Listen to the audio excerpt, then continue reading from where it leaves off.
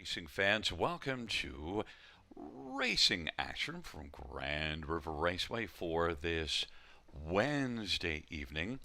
Our first dash will go to post in approximately 20 minutes. It's a warmish evening, and track listed as fast.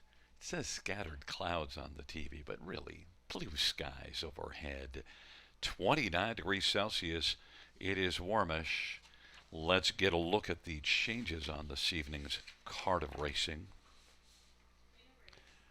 No, changes races 1 through 5. Bingo, bango, no changes. Race number 6 scratched is number 6 right line. Race 6 scratch 6 right line. Races 7 and 8, no changes. No changes, races 7 or 8. Race number 9, number 7, Skip the Honey, is scratched. Race 9, scratch the 7. Skip the Honey. And the 10th race, no changes. Once again, note, no changes. Races 1 through 5. We're at 18 minutes to post time, and time to welcome in our London Bureau Chief, I believe, live from Western Fair. Sugar Doyle, how are you doing, buddy? We're doing all right up here in London. We are at the Grand River Raceway Studios in London, Ontario. We're all set for 10 dashes. And I was disappointed to hear about the scratch in race 9, Gary. I'm not sure if you're familiar with Skip the Honey or not, but he had a great run in London.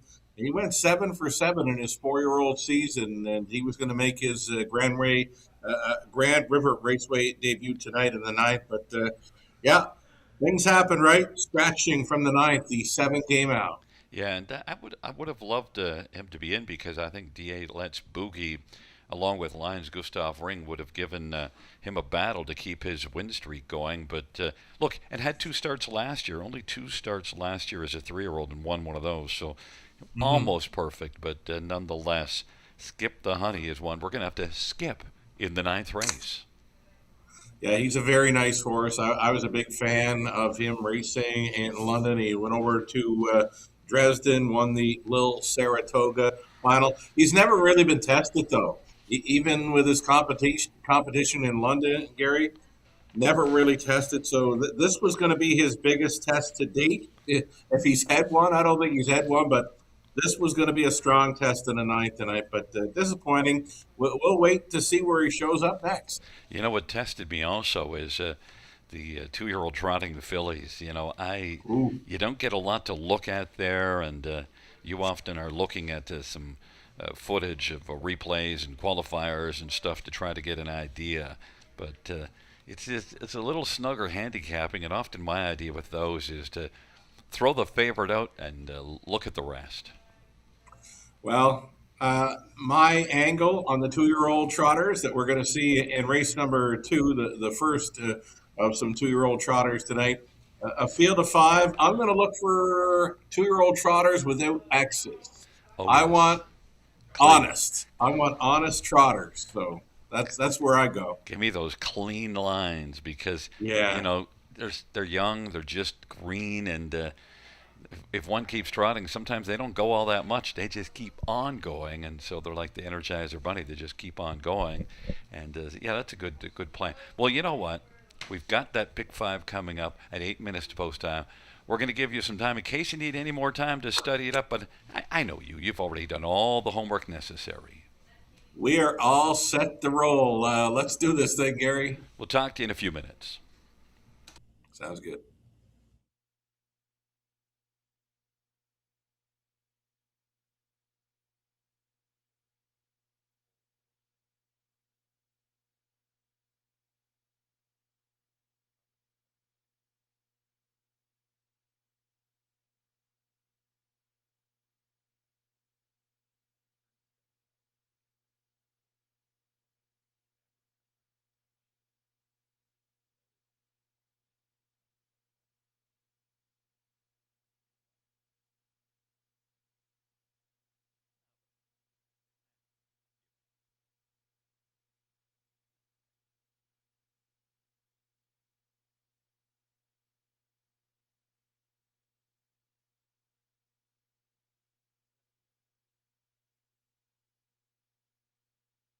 Winback Farm graduates are born to compete and raised to win and have made over $480 million and have won over 50,000 times. Yearlings for sale at Goshen, Ohio, Lexington, London, and Harrisburg.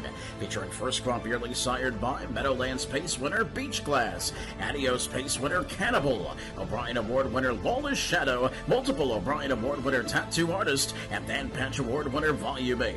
Yearlings eligible for multiple racing jurisdictions. For more information, visit winbackfarm.com.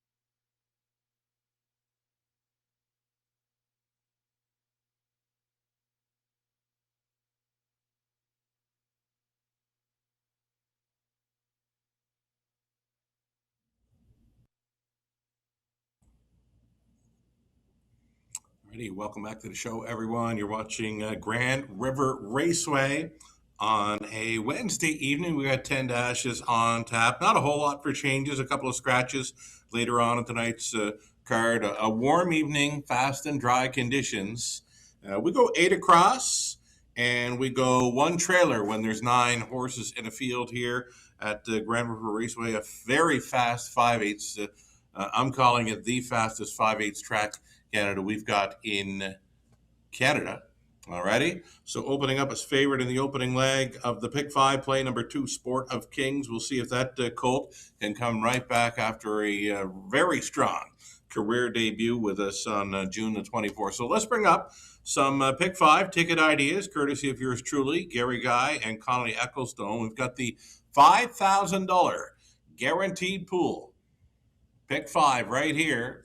And I'm in to go for $19.20 on the 20-cent wager. I'm going to use the 6 Sport of Kings. You got to use that one. Home in 27-2 in the career debut. And we don't see that kind of speed from any of the horses here at Grand River Raceway. It's very tough to come a back quarter in 27 and change, even for the older horses racing preferred action. We don't see it often.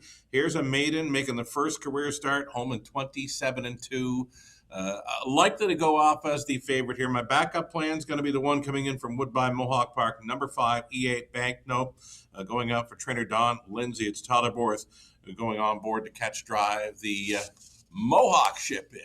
Over to race number 2. We're going to go 2 deep with the trotters. Those are these 2-year-old trotters Gary was mentioning on the pregame. We're using 2. Bobby Bovino will also try number 5, D.A. Adele.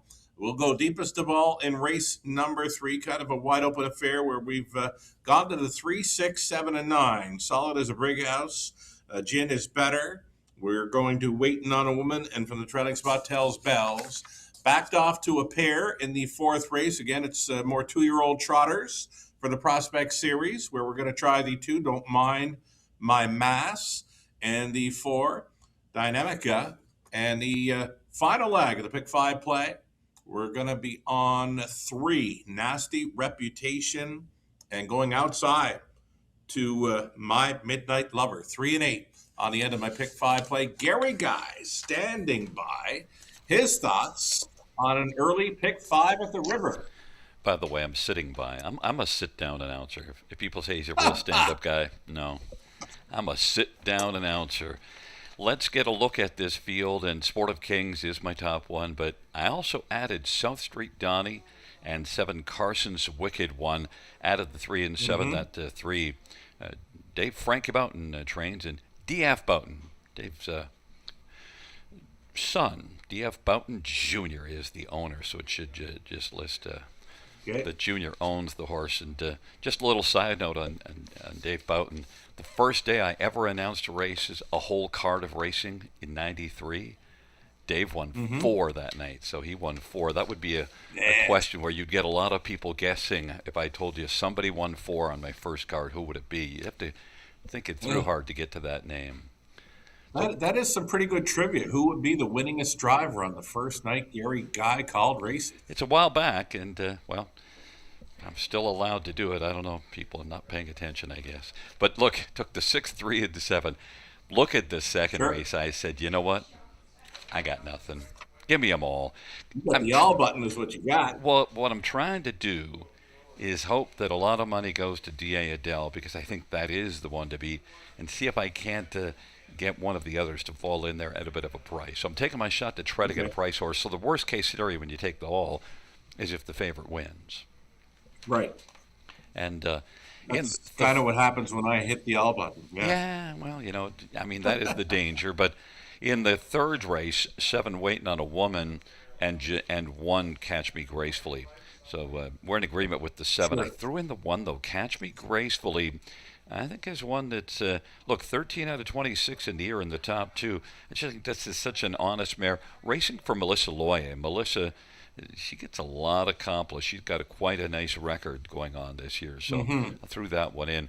In the 4th race, I said, well, I can't take the all again. So I am actually going to just take the favorite, Dynamica, and think that this filly could be dynamic in the 4th race. I'll go alone. That is your top pick. And in the 5th race, I have the 4 and 5. Talk about a difference of opinion. Yeah. You're on the 8 and 3, My Midnight Lover and Nasty Reputation, but I went to Wine Delight and Beach Journey. I think it is a relatively wide open dash, but I went to Wine Delight.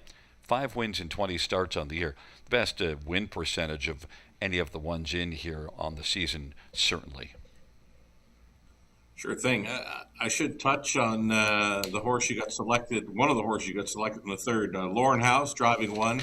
Catch Me Gracefully. You'll remember on Monday evening he was unseated and he landed kind of hard. He's got a gash in his arm. He's got a That's bruised right. hip and lower back, but he says he's in to go. He's feeling good. He was out fishing today apparently, and great to see Lauren back at it. That'd be some hot fishing, but maybe he was out early, I'm sure. So before it warmed up too much. Look, yeah, Yeah. even when I watched when he was on the track, at first he had quite a hitch in his giddy up, but he started to smoothen out as he got moving a little bit better. But the one thing that Lauren has that we don't have, he's got youth on his side. He's got some youth on us both. Yep, for sure. Good to see him back, though. That That's helps. good. That helps your recovery. Oh, for sure. I mean, imagine one of us landing that hard. Oh, we'd still be in bed. Just get out the spatula and scrape us off the track.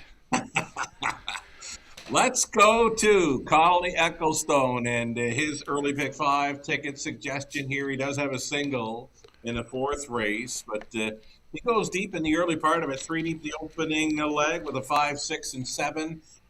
Deepest of all races 2 and 3. So in the 2-year-old trotting race, 2, 3, 4, and 5 in the second. Over to race number 3, 3, 5, 6, and 7. Solid as a brick house. Fire shine. Gin is better. Waiting on a woman. He wants the single. In the other 2-year-old race in the fourth race, he's all over the 4, Dynamica. And in the fifth race, back on the pace forward, he's on 5, Beach Journey. The 8, My Midnight Lover. And 9, Kelly's Chase. 28.80. That's the price for Connolly Ecclestone. If you're going to play along with his early pick 5 ticket idea, again, a $5,000 guaranteed pool. And next voice you'll hear to be our track announcer, Gary Guy, with a post parade for race number 1 of 10. Good luck.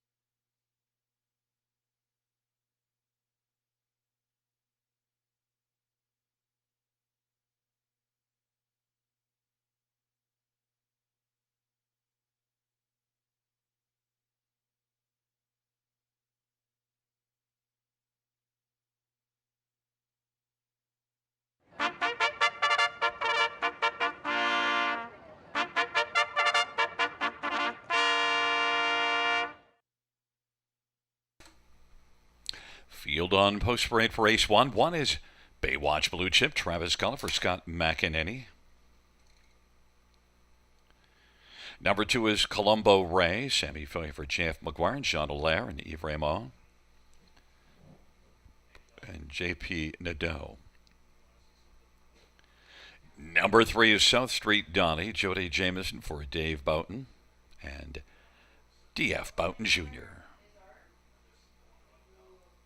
4 is You're a Strange Animal, Mike Horner for William Corbett and John Davidson.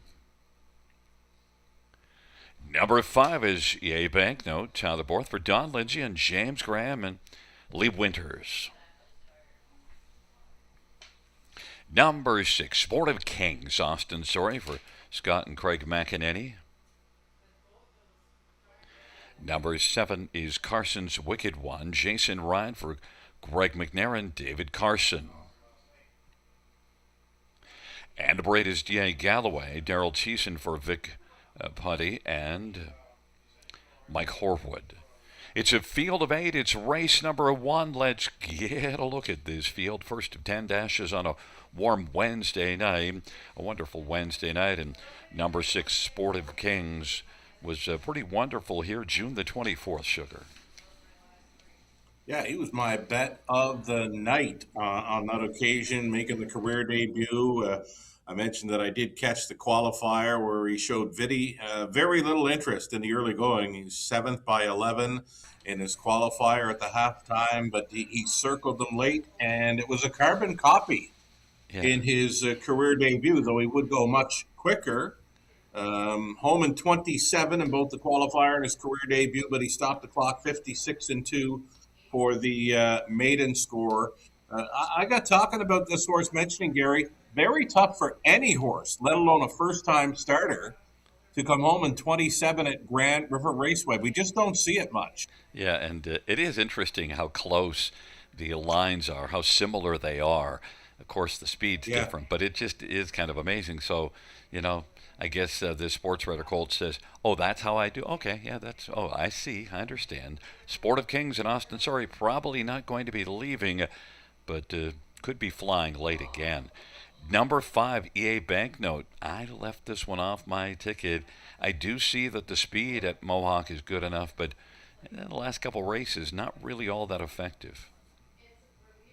Right, the last couple, and I guess that's probably why trainer Don Lindsay decided to bring him over to the 5/8 at Grand River Raceway. It'd help if he would show some gate speed in here. I'm looking through the program lines and not seeing much of it, but he had a pretty good kick on the end of a few miles throughout the program. But he's going to have to show a little more in the early going to be effective with this bunch. But maybe he's going to be coming late with the 6 Sportive Kings. And that start 2 starts ago, 54-3 back half. It can certainly pick him up and put him down in the second half. It just needs to be close enough that it matters, because in that case he was beaten 9 1/4. Yay Banknote and Tyler Borth. Certainly Tyler's a pretty capable driver. Can try to get him to go a little bit more. Now he looks like he's interested. Mm-hmm. How about number 7, Carson's Wicked One? I really like this horse. Of course, would need a clean line in that latest return race. Did show a few X's back in the month of April when leaving, but pretty good account of himself in that return race where he wasn't really done. I mean, there were horses surrounding him, swarming him. 2 of them got by, but he had a pretty good fight on to hold third. Decent back half and a trip in 56-4. Now, that would have been after missing a couple of months. So, does have the gate speed to work with. Hoping Jason could maybe put him in play early and stick around late. Right now at 10-1, he's a massive value because he shows a 53-2 at Mohawk back in April. And now the second start off of the layoff. If there's a horse that has a license to step forward massively and be of value. And look, sent up by Greg McNair, so a very accomplished driver-trainer combo here with Carson's Wicked One. Number 3, South Street Donnie, Jody Jameson for Dave Frankie Boughton. Jody will have this one in play, likely to be sitting in the top 3 or 4 early and sticking around for a piece of the superfecta. That's what I'm thinking. Yeah, and I think also this is now the third start, and that last one needed a flat line because it made a break at Georgian Downs. So, I just think that Jody and South Street Donnie for Dave Frankie Boughton is going to have a pretty big shot in here, and to get 11-1. So those last 2 we mentioned, there's the value plays on the 3 and 7, and both of them have a reason to be possibly better here in this start. So, if you're not liking that short price and 6 Sportive Kings at 6-5, you could go shopping elsewhere. I 100% agree with you on that comment. If you're not sold on the closer 6, I mean, it appears a Sportive Kings is going to be at the mercy of the pace. I mean, if something wants to take control early and maybe back things up with a soft half, it makes it tougher for a horse like Sportive Kings. From what we see, is a strict closer. I'll tell you who I also threw onto my ticket, Colombo Ray, because, it's Jean-Francois Maguire and a big back half in the qualifier, Sammy Filia. You always have to pay attention to that combo. For me, though, you know me. I can't go near a 2-year-old and against older horses. Well, we're going to find out, but it is a field of 8.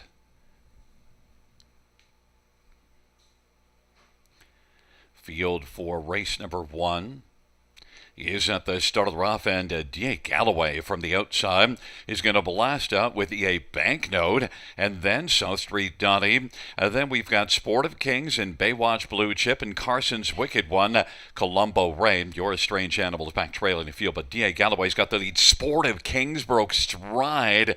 The 1-5 Sportive Kings is off stride, and now E.A. Banknote is going to surge up for Tyler Borth and come on and take the front. E.A. Banknote at 2-1 has the lead as they race their way off the turn. E.A. Banknote, D.A. Galloway, and then racing position to third right now is South Street Dottie, and the field comes on past us. E.A. Banknote, lead of a length and a half. Right there, 10 in the pocket is D.A. Galloway. South Street Donnie is racing third. Then position to fourth right now is Baywatch Blue Chip as they're about to enter the backstretch, and right now it is E.A. Banknote who's got the lead. E.A. Banknote is on top, racing second. D.A. Galloway, South Street Donnie, then Carson's Wicked One to the outside. Baywatch Blue Chip on the inside. Colombo Ray is racing sixth, and seventh is Your Strange Animal, but E.A. Banknote's getting away on the field, and now coming on the outside, South Street Donnie is trying to close that gap.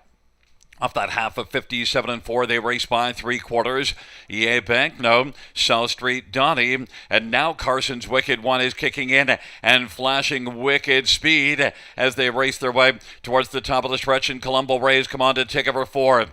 And that is E.A. Banknote, who's got the front. E.A. Banknote, South Street Donnie, and now closing Colombo Ray with Carson's Wicked One. On down the stretch drive they come, and that is E.A. Banknote who's just on cruise control. E.A. Banknote is going to win. Then for second, it is Colombo Ray. And third is between South Street Donnie and Carson's Wicked One, 155-1. E.A. Banknote. Well, I didn't use this one, Sugar, because it just didn't show any gate speed, and I wanted a horse that can leave. I got a horse that can leave now in number 5, E.A. Banknote.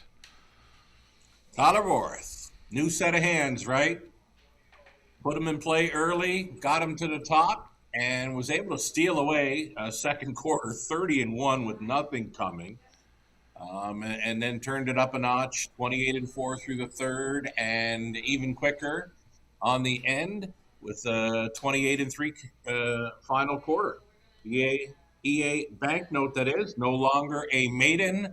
Well done, Tyler Borth. Yeah, and look, I mean, we saw the overall speed was solid. It's just my fault with this colt was simple, just not getting off the gate. Well, he got off the gate monstrously, and then he also finished monstrously. And we just saw also what's interesting there.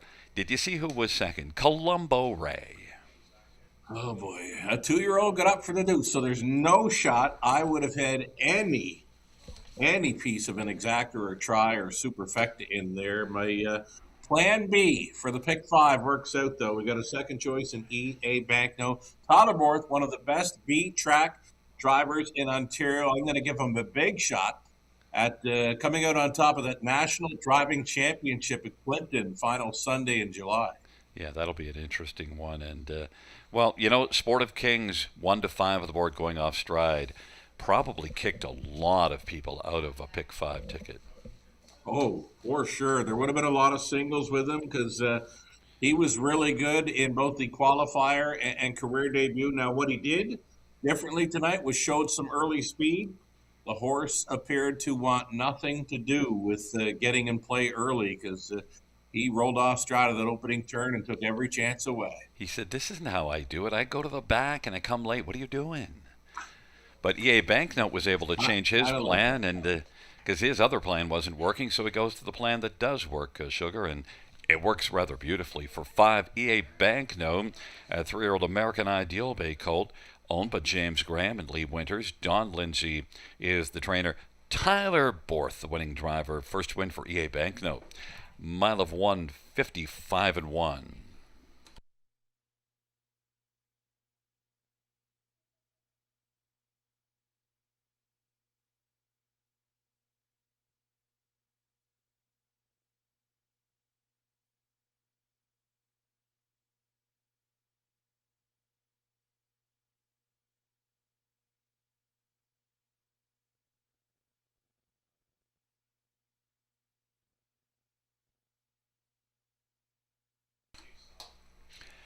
the first race.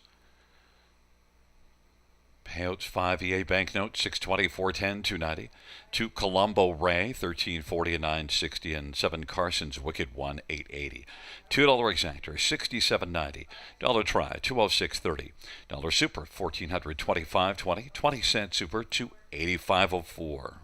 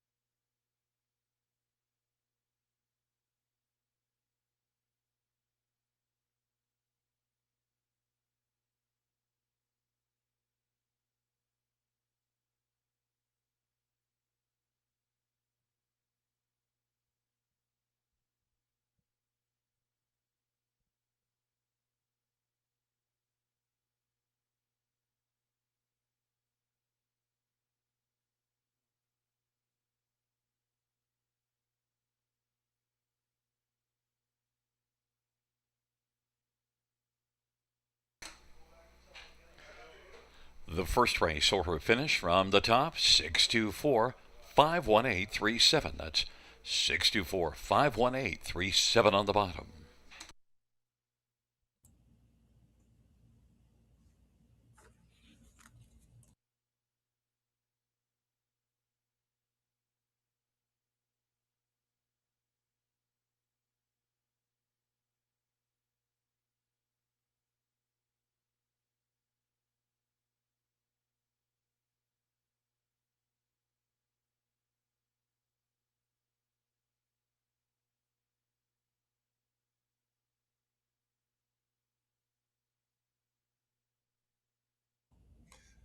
Yep, no camera needed.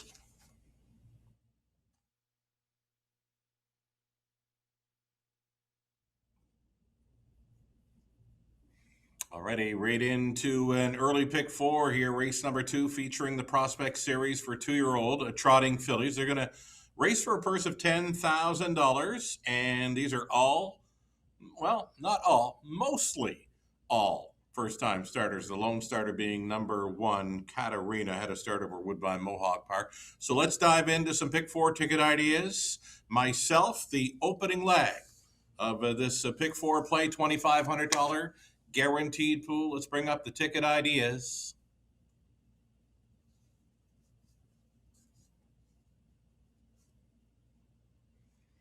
Opening leg for me, I'm on 2, Bobby Bovino. I'm on the 5, D.A. Adele. Over into the third race, we'll go back on the pace there for an $8,000 claiming mares on the pace event. 3, 6, 7, and 9. Solid as a brick house. Jen is better. Waiting on a woman tells bells. Fourth race, looking at the likes of 2 and 4. More 2-year-old trotting fillies for the Prospect Series. Don't mind my mass. Dynamica are the 2 that I'll back in the fourth. The fifth race, we're on 3 and 8. Nasty Reputation, along with my Midnight Lover. I'm in to go for only $4.80 on the 20-cent pick four ticket idea. Gary Guy puts together his best go on an early pick four as well. I don't think it's going to cost a whole lot to play along with Gary Guy on an early pick four at the river. He goes deepest of all, right off the bat with the all button. His top selection would have been the 5, D.A. Adele, but he's got them all covered here. Third race on the 1 and 7, top selection being 7, Waiting on a Woman. His single in the fourth race, number 4, Dynamica. And on the end of it for Gary, he's on 4, Wine Delight, and 5, Beach Journey. $4 even if you're in to go for playing along with Gary Guy's 20-cent pick four ticket suggestion. One more ticket, this one for Connolly Ecclestone, friend of the show Connolly, for the early pick four. 4 deep, the first 2 legs, and he too will be singling up number 4, Dynamica, in the fourth race. And on the end of it, race number 5 for Connolly, using the 5, Beach Journey, the 8, My Midnight Lover, along with 9, Kelly's Chase. $9.60 if you're going along with Connolly Ecclestone on his early pick four. Good luck.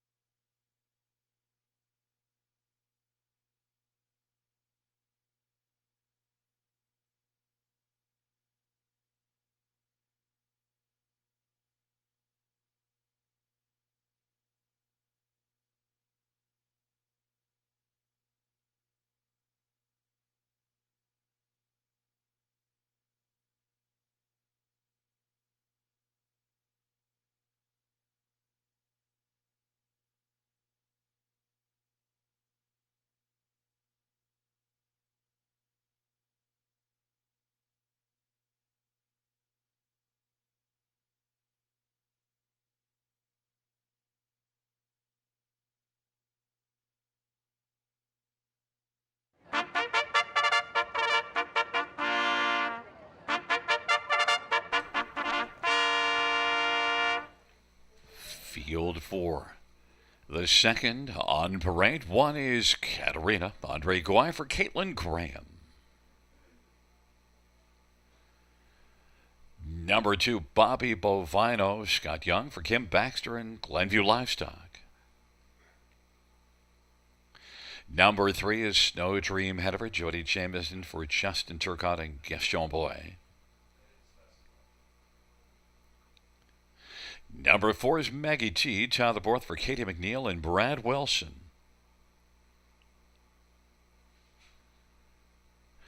And number 5, D.A. Adele. Dave Boughton for Don Lindsay and Paul Lindsay. Field of 5, race number 2, the Prospect Series, 2-year-old trotting fillies. And, well, let's get a look at this field. We'll stay right there with D.A. Adele, a muscle mass filly that doesn't really look to me that much like a muscle mass filly, Sugar. Doesn't have that muscle mass stamp that we've seen on so many other trotters that have come through Grand River Raceway over the years. But the honesty is there. The Adele, clean line in the qualifier. We're trotted pretty good back half over Woodbine Mohawk Park, 58 seconds flat. So lots to build on with that one, Gary. Yeah, and D.A. Adele was only an $8,000 London Classic yearling sale, but muscle mass filly that if you look at that first quarter, 33-2, the next 3 quarters are all very strong. So she trotted very nicely for 3 consecutive quarters. We'll see if Dave Frankie Boughton can get the job done here. This is the one that I thought was going to end up being the favorite, but at this point, the money has gone elsewhere. Right now, D.A. Adele is 7-2, and where it went to was your second choice, Bobby Bovino and Scotty Young for Kim Baxter. Also a muscle mass filly. Let's see if that looks a little more muscle mass to me. Well, it's got some size to her anyway. Bobby Bovino with Scott Young on board, and needed, got a couple of qualifiers in. The first one wasn't going to work for her as she made multiple breaks. So the trotting hobbles went on. And got around clean last time out. Pretty good back half for trainer Kim Baxter. For the owners and breeders, Glenview Livestock Limited, Bobby Bovino could be the answer here in race number 2. That's a good point that you made. If you're looking at that qualifier in the first and then noticing, well, they changed the equipment and then much like D.A. Adele, had 3 really good strong quarters. They both didn't do anything early and then put down 3 strong quarters. So Bobby Bovino and Scotty Young for Kim Baxter is getting the love now at 3-2 on the board. And a homebred from Glenview Livestock Limited. Others to get a look at, one Katerina, Andre Goy for Caitlin Graham. This is one that Caitlin bred and owns. And, well, had a start at Mohawk. It didn't go very well. Yeah, and you see what they did with this one. You see what Katie did. She's the owner, trainer, breeder. Well, she opted for trotting hobbles in this first start around Grand River Raceway. So I'm not noticing trotting hobbles in the qualifier, nor that first start. So here we go. It's a daughter of Alarm Detector, another homebred here. This one out of Cash by Justice Hall. Katie Graham came from Alberta, daughter of the late Ronnie Graham. Linda, I would assume, would be watching from Edmonton, Alberta. Katie likely never sat behind a trotter in her life until she came to Ontario. There's not a trotter to be found in Alberta. Wow. Well, I'll tell you one thing. If you're looking at the line, also some people might be looking, well, why, if she's got 2 breaks, why is she allowed to race? That first break, June the 24th, is an equipment break. So you see the EX. Right. See that something was amiss with it. And I think they might give them 1 or 2, especially if they're entered for stakes action. And now I never went back and checked on that latest line where she broke in the career debut. But sometimes they'll put must qualify for breaks, but is okay for stake racing. There you go. Well, and Katerina, 10-1, is certainly offering some value play. For Maggie T, tie the fourth for Katie McNeil. Katie's put up some solid numbers, winning at 25% on the season. Yep, Totter's better half. Katie, fine job getting this one to the races. Daughter of Muscle Mass. Worth a look here. She's got 2 clean lines to work with. It's a lot more than a few of them can say in here. Yeah, and 4 muscle masses and an alarm detector down on the inside. And Snow Dream Hanover, Jody Jameson for Justin Turcott. I opted away from this one just because made a break in that try Mohawk. Did have a qualifier at Three Rivers, but I thought maybe I'd like to see a start. Well, here we go. Our first look at 2-year-old stakes action at the river. Take it away, It's Gary. a field of 5 trotters, and they are in behind the gate. At this point, they're all moving well and on stride.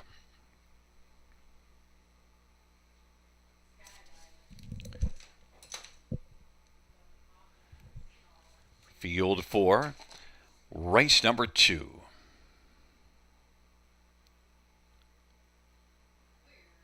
In position.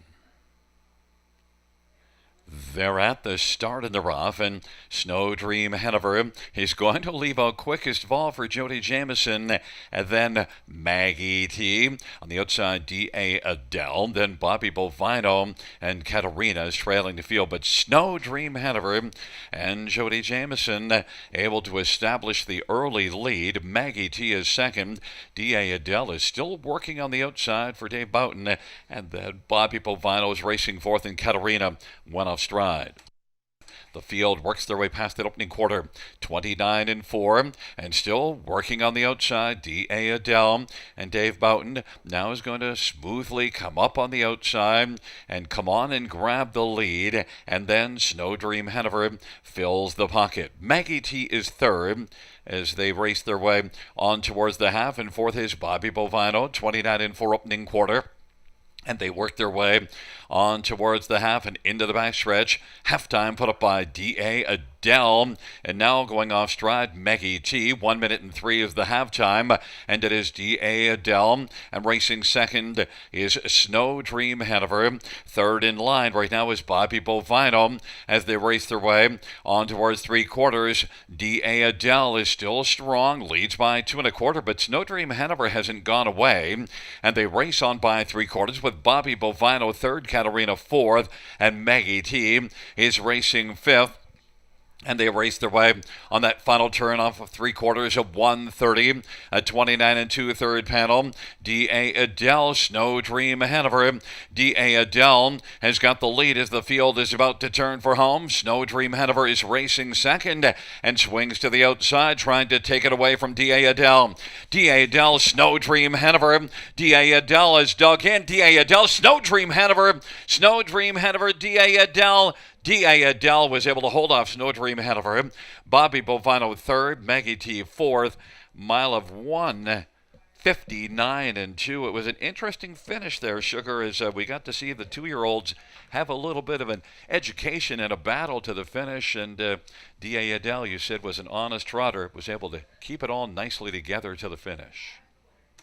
Oh, for sure. Davey Boughton did a fine job navigating the first turn, just kind of floated her on out of there. He's having a hard time wrestling her in here, pulling her up. She wants to go around again, Gary. Well, she said, I had so much fun there. Let's do it again. Let's go. Let's go. But by the way, the inquiry side, the judges will look at 4 Maggie T because that break in stride and finished fourth. So they'll look at that. But I think, you're happy when you get your horse to win, but you're also happy, when you got these young 2-year-olds that they also got an education because Jody and Snow Dream Hanover is the one that we didn't talk about and raced really well. For sure. I mean, this horse gained a good part of a length or two through that final eighth and is right there in a win photo with the 5 D.A. Adele. So the final quarter is going to get charted at 29-2, but the muscle mass filly of Jody, Snow Dream Hanover, will be charted likely 29 flat on the end. That's a really good effort in the career debut. And we mentioned the difference between these two muscle mass. You can see that Jody's filly is much more muscled up. D.A. Adele, young, lots of time to grow into it, but Snow Dream Hanover is certainly a much bigger filly. Right, exactly. I think the whole field had the size factor on number 5 D.A. Adele. We both commented that, there's not a whole lot of muscle mass look to her, but Wow, for a bargain price of $8,000 at the London Classic Yearling Sale, already the price is now cut in more than half. With her winnings, she'll get a $10,000 purse for the Prospect Series. Well, one way that she looks like a muscle mass is that she comes back to the winner's circle. 100%. It's a 5-3-2-4 top four. Rolling back in front of us, a 2-year-old muscle mass brown filly, owned by Paul Lindsay, trained by Don Lindsay. Dave Frankie Boughton with the winning drive, mile of 159 and 2.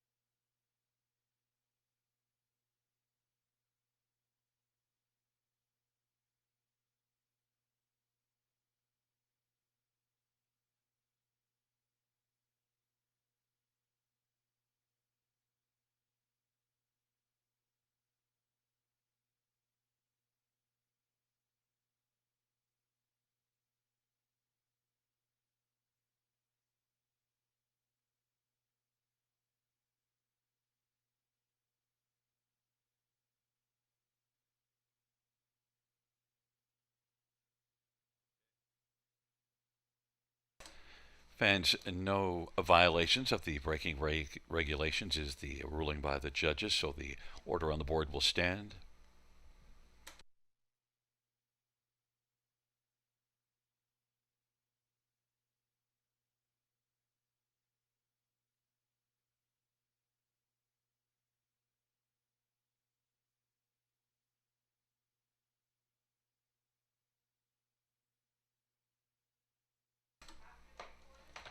Second race, payouts 5. D.A. Adele, 440, 250, 230. 3. Snow Dream Hanover, $5 and $3. And 2. Bobby Bovino, 330, $2 exactor, 1880. Dollar Try, $23. Dollar Super, 35.65. Double of 5 and 5, 1820.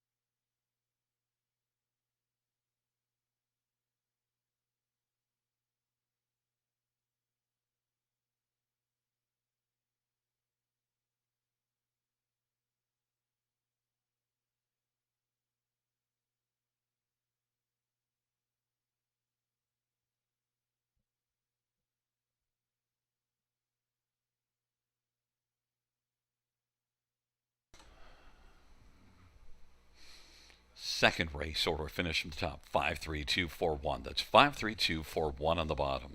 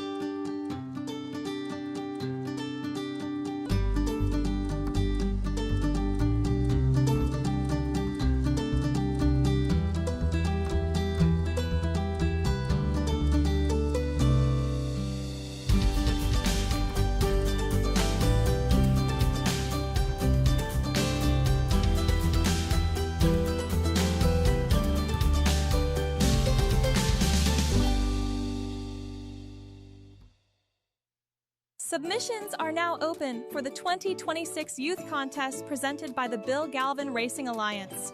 Kids can win cash prizes and a VIP night at the horse races. To enter the Youth Literary Derby, write a story or poem about anything related to standardbred horses. The Youth Literary Derby is open to students in grades 3 to 8 as of June 1st. To enter the Youth Art Derby, draw or sketch anything related to standardbred horses. The Youth Literary Derby is open to students in grades 3 to 12 as of June 1st. The deadline to enter both contests is August 31st. Visit our website for more information and inspiration.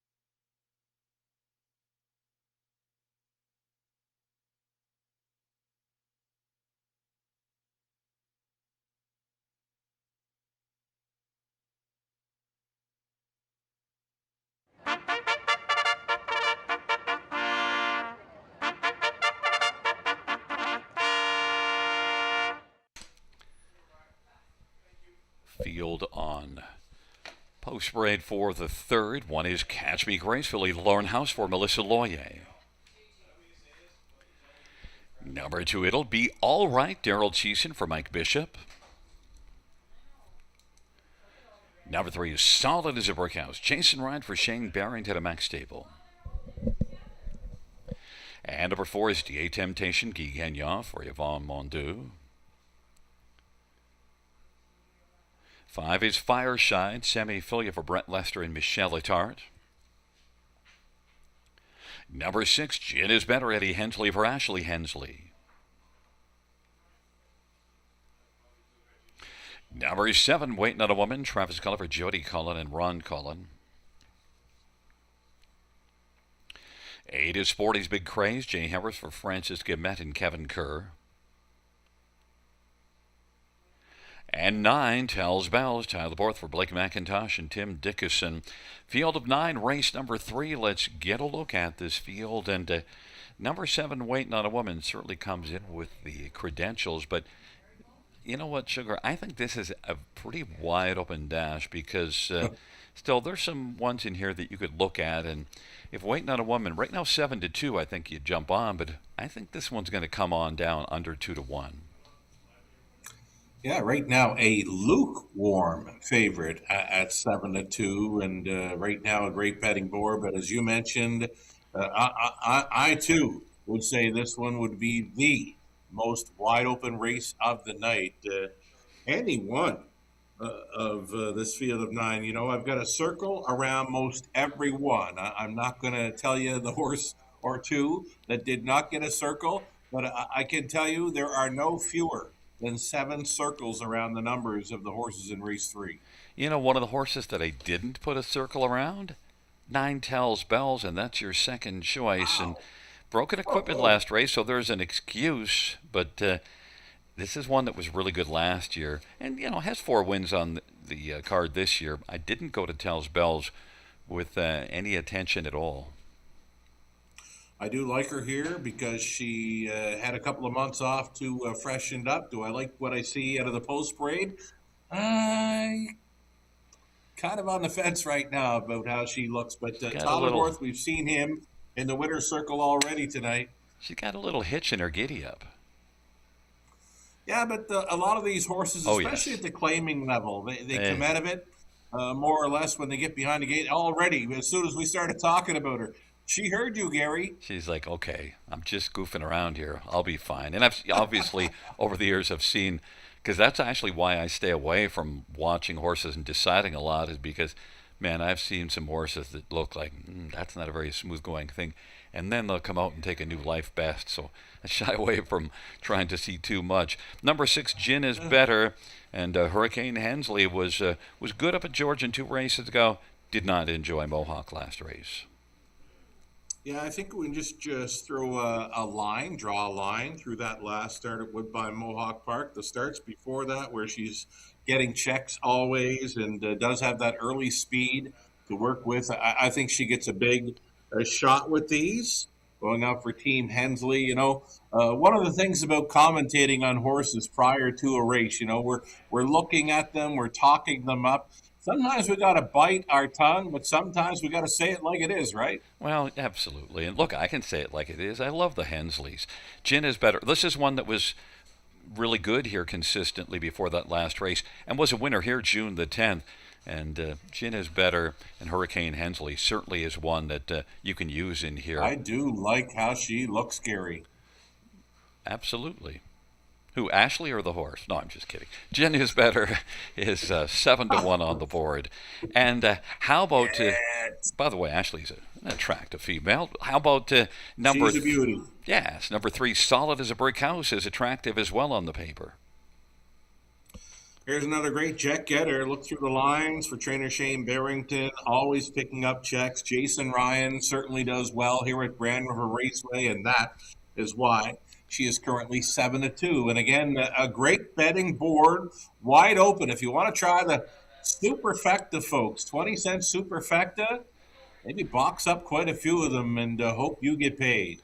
You know, I still not understanding why you didn't like Catch Me Gracefully. I love Catch Me Gracefully in here. I know that when you look at sometimes the Sarnia miles, you're trying to handicap them how they'll transfer over here, but Melissa Loyer always catches my eye. Yeah.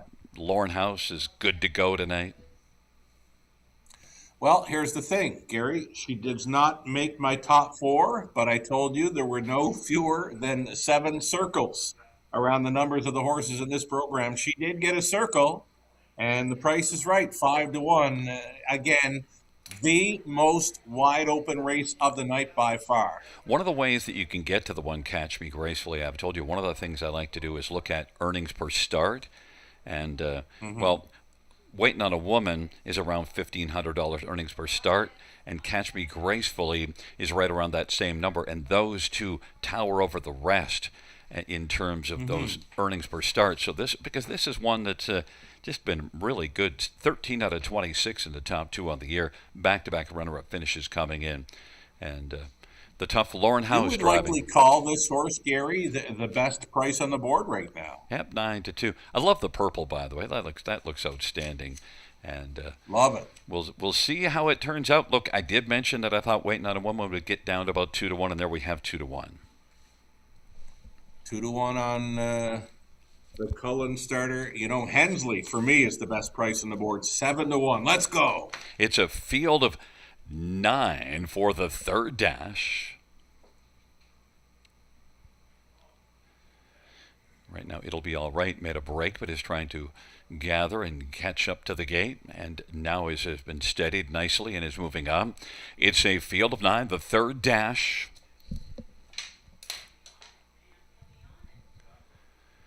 Field 4, race number 3.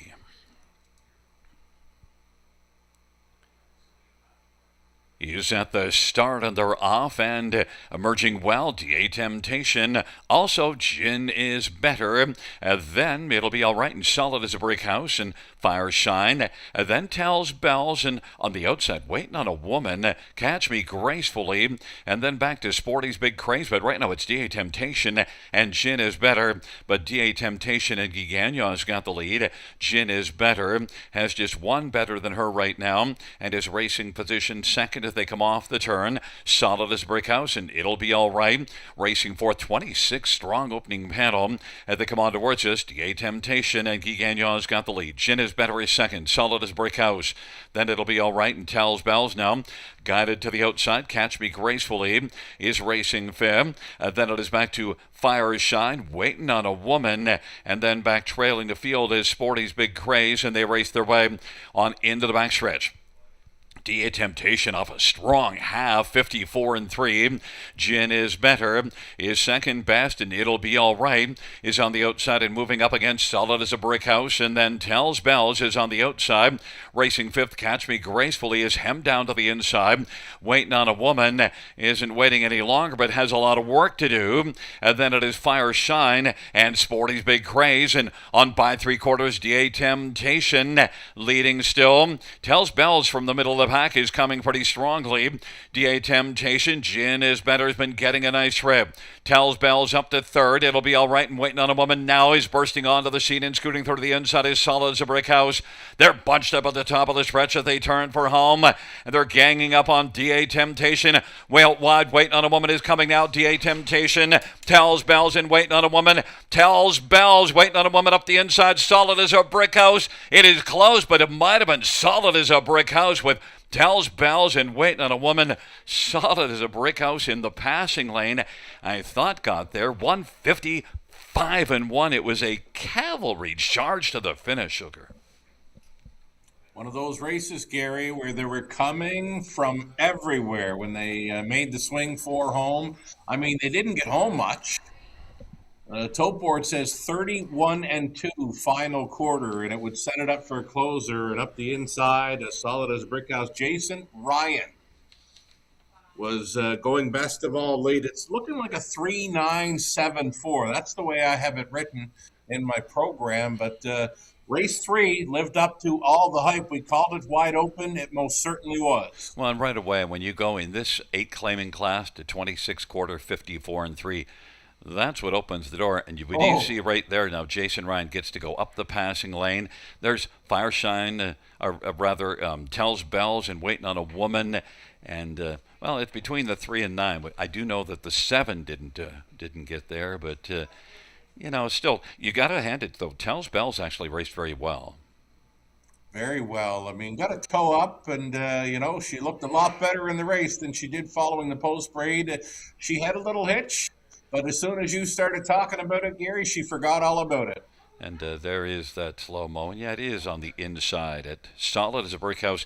And look, I used this one for third. You used solid as a brick house for fourth, but we mentioned a wide open dash. This is one that earlier in the season was racing really well for Shane Barrington, and then kind of fell off. But you see, the last 4 starts were, well, actually the last 5 were a lot better. So the form was coming back around. Yeah, a while since she posed for a winner's circle photo, but always right there, always in the hunt, we like to say. And she shows up tonight. Wonderful steer by Jason to kind of have some patience to wait on that room. And the room came late, and she had lots left. Number 3, Solid as a Brick House, is back in front of us. Solid as a Brick House is a 5-year-old Manhart Bay Mare, owned by Max Stable, trained by Shane Barrington. Jason Ryan, the winning driver, 4th win for Solid as a Brick House this year, and 8th lifetime. Mile of 155 and 1.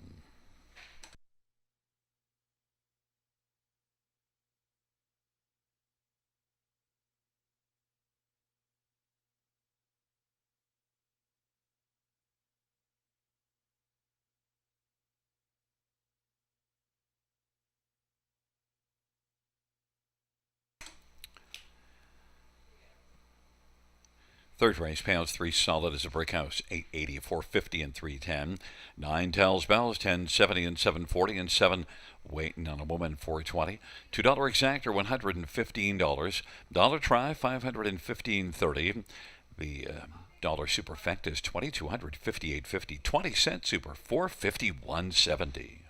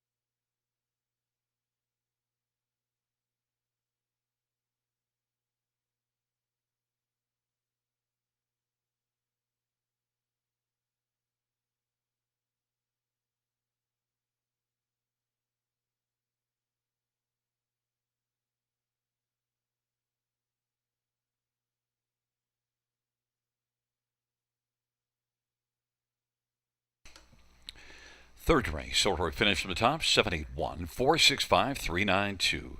That is 781 465 392 on the bottom.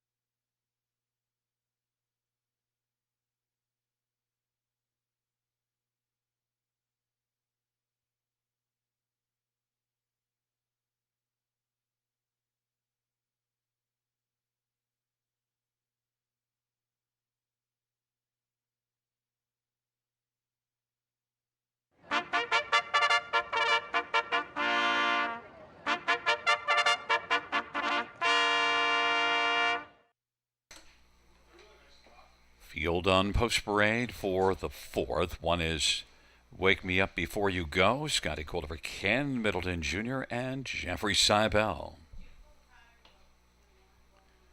Number 2, Don't Mind My Mask, Jody Jameson for Paul Cameron and Jamie Cameron and Arnold's Horse Shack. 3, Stonebridge Belle, Tyler for Katie McNeil and Martin Levelier and Ronnie McLean. Number 4, Dynamica, Jason Ryan for Jacques Dupont. Number 5 is Kindred Trouble. It's Guy Gagnon driving and training for Gaston Guadalupe. And number 6, Chambro Fancy, Tom Smith for Jane Walker, John Ryer, Field of 6, race number 4 of the Prospect Series. 2-year-old trotting fillies. Let's get a gander at this field. And I anticipated number 4, Dynamica, being the favorite, and that might still happen. It's the one we both like in here, Sugar. Yeah, I like her chances, right? Jason Ryan possibly to come right back here for the trader Jacques Dupont. There's many first-time starters here. And the lone starters in the field are both 2, Don't Mind My Mass, and the 4, Dynamica. The 4-horse, though, looking like it has a whole lot more experience than the others with 3 qualifiers plus the per mutual start. So she's got that going for her. And much like the second race, you get a bunch of muscle masses and then one that's not. And so, yeah, interesting again. Muscle mass, he's been around a while and he's still putting horses in the winner's circle. Yeah, and this is one that has that bigger look, that solid, chunky look, especially when they turn and you get the head-on look. They tend to look very wide in the shoulders, very muscular. Yeah, he kind of blocky, right? And this horse was actually bet down to be the post-time favorite in the career debut. Now, I didn't go back and watch a replay, but might have took a bit of a shuffle and might have been in tough quarters finishing. But here's another one of those wide open boards where you might just want to pick a number. Yeah, and one that's a $90,000 yearling purchase out of the London Classic sales, so certainly is meant to be a good one. We'll see. Jacques Dupont's put up some huge numbers on the training side, so he's certainly getting the job done. Others, well, how about 2, Don't Mind My Mask? We both went to this one second best. Right on. I like this one. A couple of clean lines in the last couple of charted miles there. One was a qualifier. The next was a race where she trotted home in 28-4 on the end of it. Goes with a nice low head here for trainer Paul Cameron, all sharing ownership with pal Jody Jameson on board. I do love the look of this one. Handsome. Or pretty, should we say. She's a filly.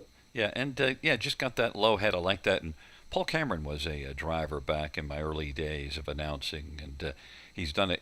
He often is got some decent numbers as a trainer. Doesn't have the largest of barns, but he's one that you got to look at his horses. Jody Jameson and Paul have been friends for a long time. Yeah, you bet. I see Jody listed on quite a few of Paul's horses that go behind the gate here in Ontario, and this is just another one. But again, out of all of them in the post parade, she's got that look, and it could be the winning look. 5-2, co-favorite. I mean, they're on board with pretty much everything in here, Gary. Yeah, she was looking calm, but now she's talking to you a little bit, saying, "Yeah, I'll go here." Number 3, Stonebridge Belle, 2 qualifiers. Now, the last one, at least the back half is good, but neither one was really in the race. But I got a lot of time for Katie McNeil, Tyler Borth combination. Oh, for sure. They've teamed up with lots of winners in the recent years here in Ontario. And, fine-looking daughter of Trixton here. And pretty good qualifier, back half 59-4. Got passed by a couple of horses late in the mile, but worth a look with these. Yep, she's the lone non-muscle mass in here. Katie McNeil winning 25% of her starts this year, so getting the job done. And then what about 5 Kinder Trouble? Geek Gagnon is one that he's been coming on a bit of late. And in fact, his record here at Grand River is stronger than his record elsewhere so far, so he's really liked it at the river. He's getting a little more confidence here. We saw him on the lead in race number 3, where he played some hardball early, put up some big early fractions, and he could be in the mix here as well. This is one that actually flashed a little speed in that last qualifier, and then yet still had a decent enough back half. So just a smooth one, and doesn't show any X's on the dance card. In fact, this whole field, you don't see quite as many X's. The top 2 each have 1, but the 3, 4, 5, and 6 are all showing clean lines. It's good to see for the young horses, right? Hope it bodes well for them here in what is looking like a first career start for many of them. Again, the 2 lone starters thus far on the season, number 2, Don't Mind My Mass, and the 4, Dynamic. And right now they are the 2 favorites as the gate begins to pick them up in front of the grandstand. Yeah, I mentioned I thought Dynamica would end up being the favorite, and now is that 9-5 betting favorite, and has that 58-2 race at Mohawk last time out. So that certainly does stand out a little bit, and it has caught the attention of people. It's a field of 6 for race number 4. They're moving in behind the gate.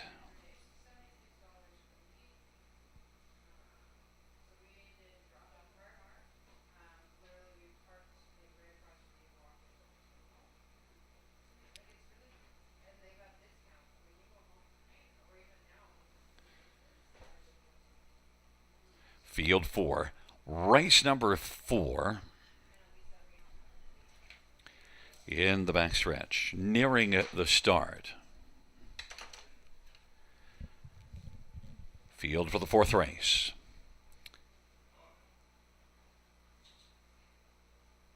Is at the start of the rough, and Stonebridge Bell is going to blast with Don't Mind My Mass, and then to the outside as they fire around the turn.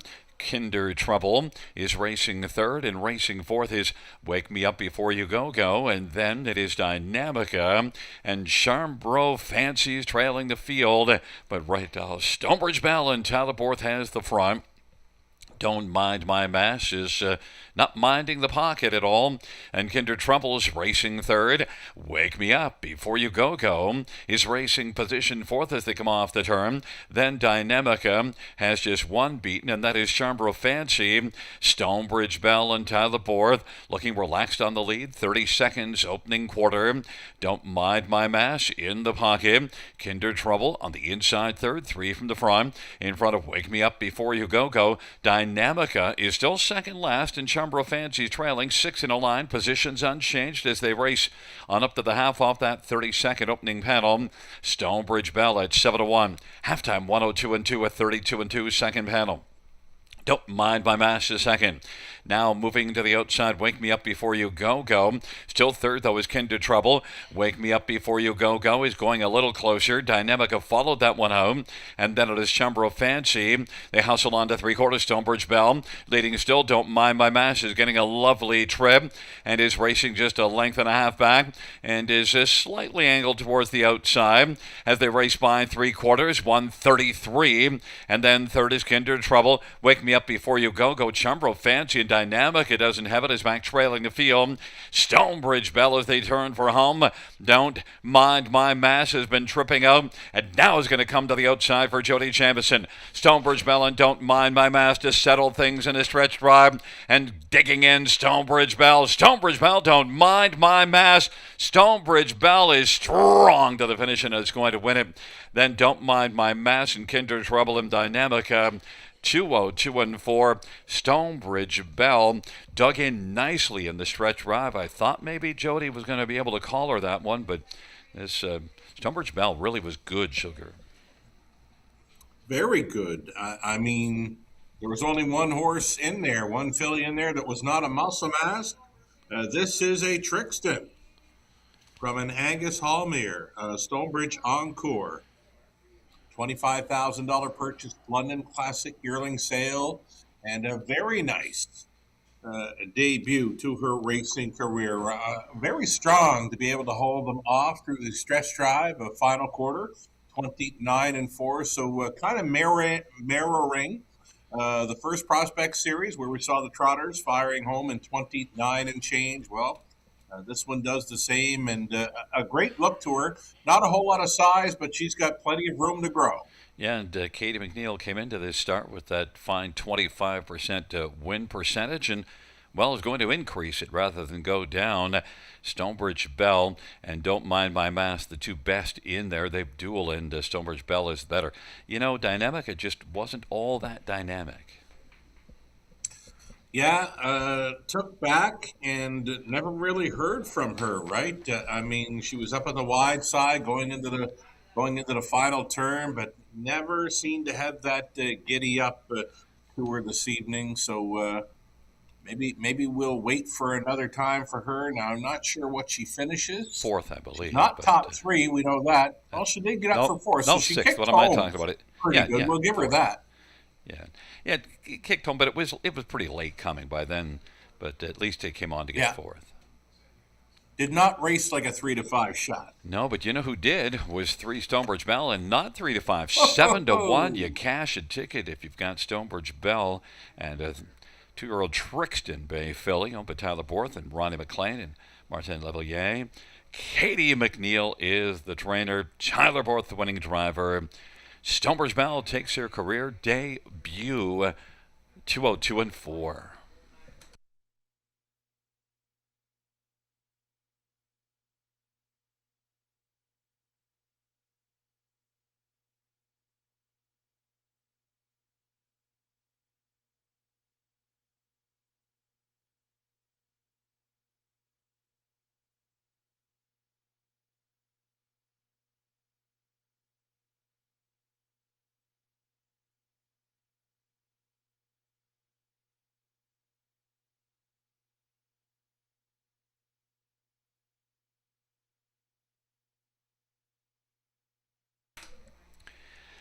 Three Stonebridge Bell, 1650, 660, and 350. Don't Mind My Mask, 2 horse pace, $3, 220. 5 Kinder Trouble, 460.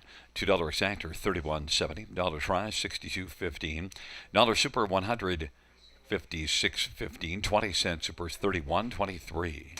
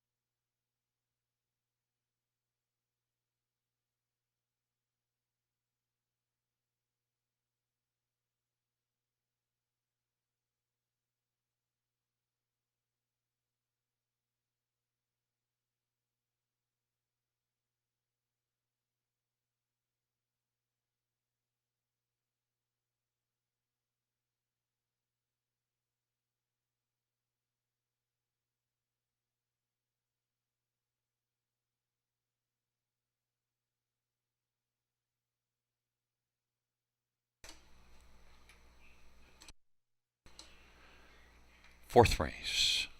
Order of finish from the top: 521436. That's 521436.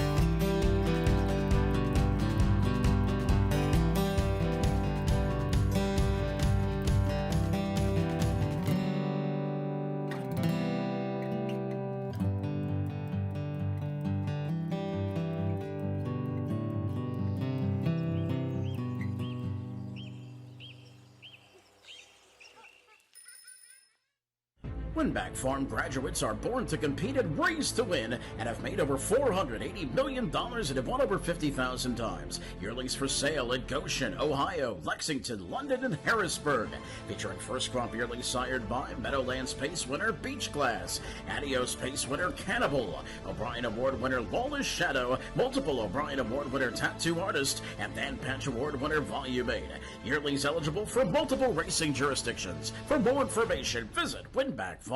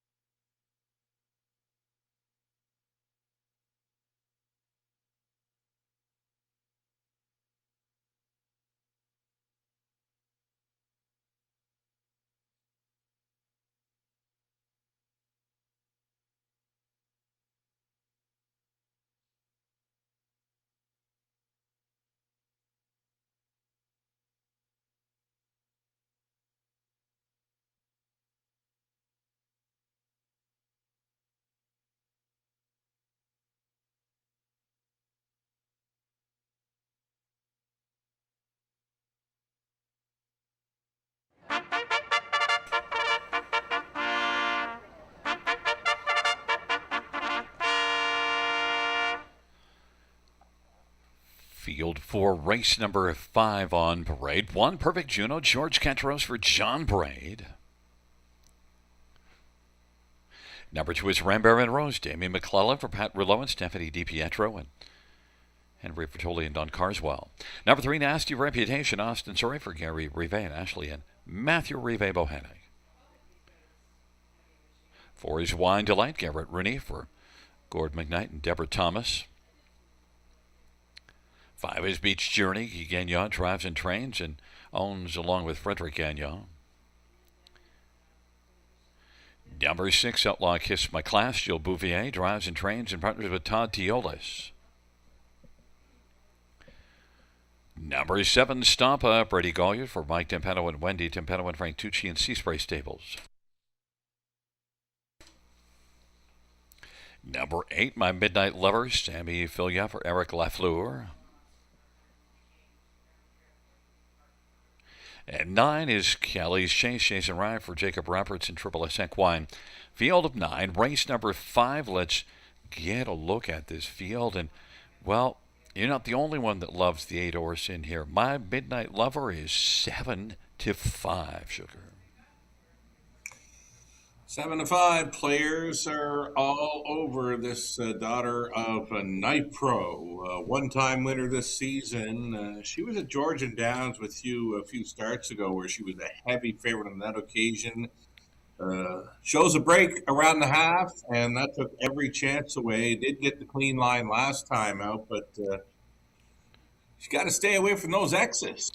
Yeah, and look, before those last 2 was racing against Tougher and being somewhat competitive. Really good last year, the earner overall, though, 16 out of 30 in the top 2. But My Midnight Lover, yeah, the X's got to stay away from that break June the 20th at Georgian. Good effort at Mohawk last race. We'll see what the plan is, because certainly hasn't been flashing gate speed, and then you're kind of at the mercy to the pace scenario. Sammy Filia for Eric Lafleur. My Midnight Lover is 3-5. Your other one, number 3, Nasty Reputation. I mentioned we both have a much different look. You go 8-3 with your top 2, and I went 4-5. So Nasty Reputation. Yeah, go ahead. Yeah, we're far from agreeing on this race. I guess we'll call it another wide open event, right? Nasty Reputation for me, finding an easier spot, I believe. And the last time she hit the board would be a second best finish around this level. Flamber with you. That was when going to the top. I think her best shot was to have her in play, put her near the lead or even on it, Austin, and see how far you can go. That's where I want to see her, up close. The overall record, though, is not that great the past 2 seasons. But you know whose record is good? Gary on the year. But that's, I think, mostly with Stroker padding up the record rather nicely. Nasty Reputation in Austin Surrey, 7-1. Sure. Number 2, Rambar and Rose is one of those a better earner last year than this year. But at least the recent form has been a fringe player. Yeah, pretty good check getter. Damien McClellan staying on board to drive for Patrick Rillo. It's been 3rd or 4th in each of her last 3. I think she can leave enough in here to keep herself warm. And at 10-1, I think she's one of those horses you want to use on the high 5 plan. You've been trying this 9 Kelly's Chase a little bit, but I tell you, it's been a bit of a chase. Yeah, I've been chasing her for a few starts now, and it wouldn't surprise me at all to see her show up and win this race at 11-1 right now. I mean, the trip would have to work out, but Jason Ryan certainly knows his way to the winner's circle here. Okay, now the horse that I took on top is for Wine Delight, your 5th choice. Wine Delight has 5 wins this year. The rest of the field, the other 8 horses, have 6 between them. Yeah, but I know her well from London. I don't think there's a whole lot of gate speed to work with Gary. She's going to be having to come from out of the clouds. Second best in her latest, but that's at the 5/8 at Sarnia. A quick enough 5/8 track. Not Grand River Raceway quick, but she's going to have to go a whole lot more than 57 to beat these. And my second choice, 5, Beach Journey. 10-time winner last year. It really hasn't happened this year. Just one top 3 finish. I'm just taking a flyer. This is one that beat this class May the 23rd at Flamborough. But I think I'd want to see Beach Journey get off the gate better. Yeah, her best chance is going to be to find herself on or near the lead. She did make a rare break 2 starts ago at Georgian Downs. So last time out, she's just going around to get a clean line. So I think we can both expect a bit more from the 5 Beach Journey with these. The price is right. Well, 9-2. They're still heavy on that outside starter at even money. she's a mare with a lot of back class, almost 300,000, and had such a big year last year, 17 out of 30 in the top 2, along with 10 wins. But we saw her here June the 3rd. She blasted the front, and boy, she kind of packed it in badly. And maybe that's kind of stuck in your craw. And really didn't do a lot in the last couple races at Georgia. Now, the last one needed a flat line and at least picked up a 5th. So I'm just kind of going on that back class, and maybe Beach Journey can leave a little now with that flat line. Certainly a veteran mare is in with her peeps at this point in her career. This is her peeps. I think so. I mean, she has to forget about all that, though. She was on the lead and she got beat quite handily there a while ago. And it's one thing about those fillies and mares, they rarely forget. Yeah, and well, and we don't forget. We watch these horses, and sometimes something sticks with us, and sometimes we over-punish a horse if there's something we saw we didn't like. But it's a field of 9 for the 5th race. Your top one, My Midnight Lover. The fans love this one, 6-5. I'm on Wine Delight. Full field of 9.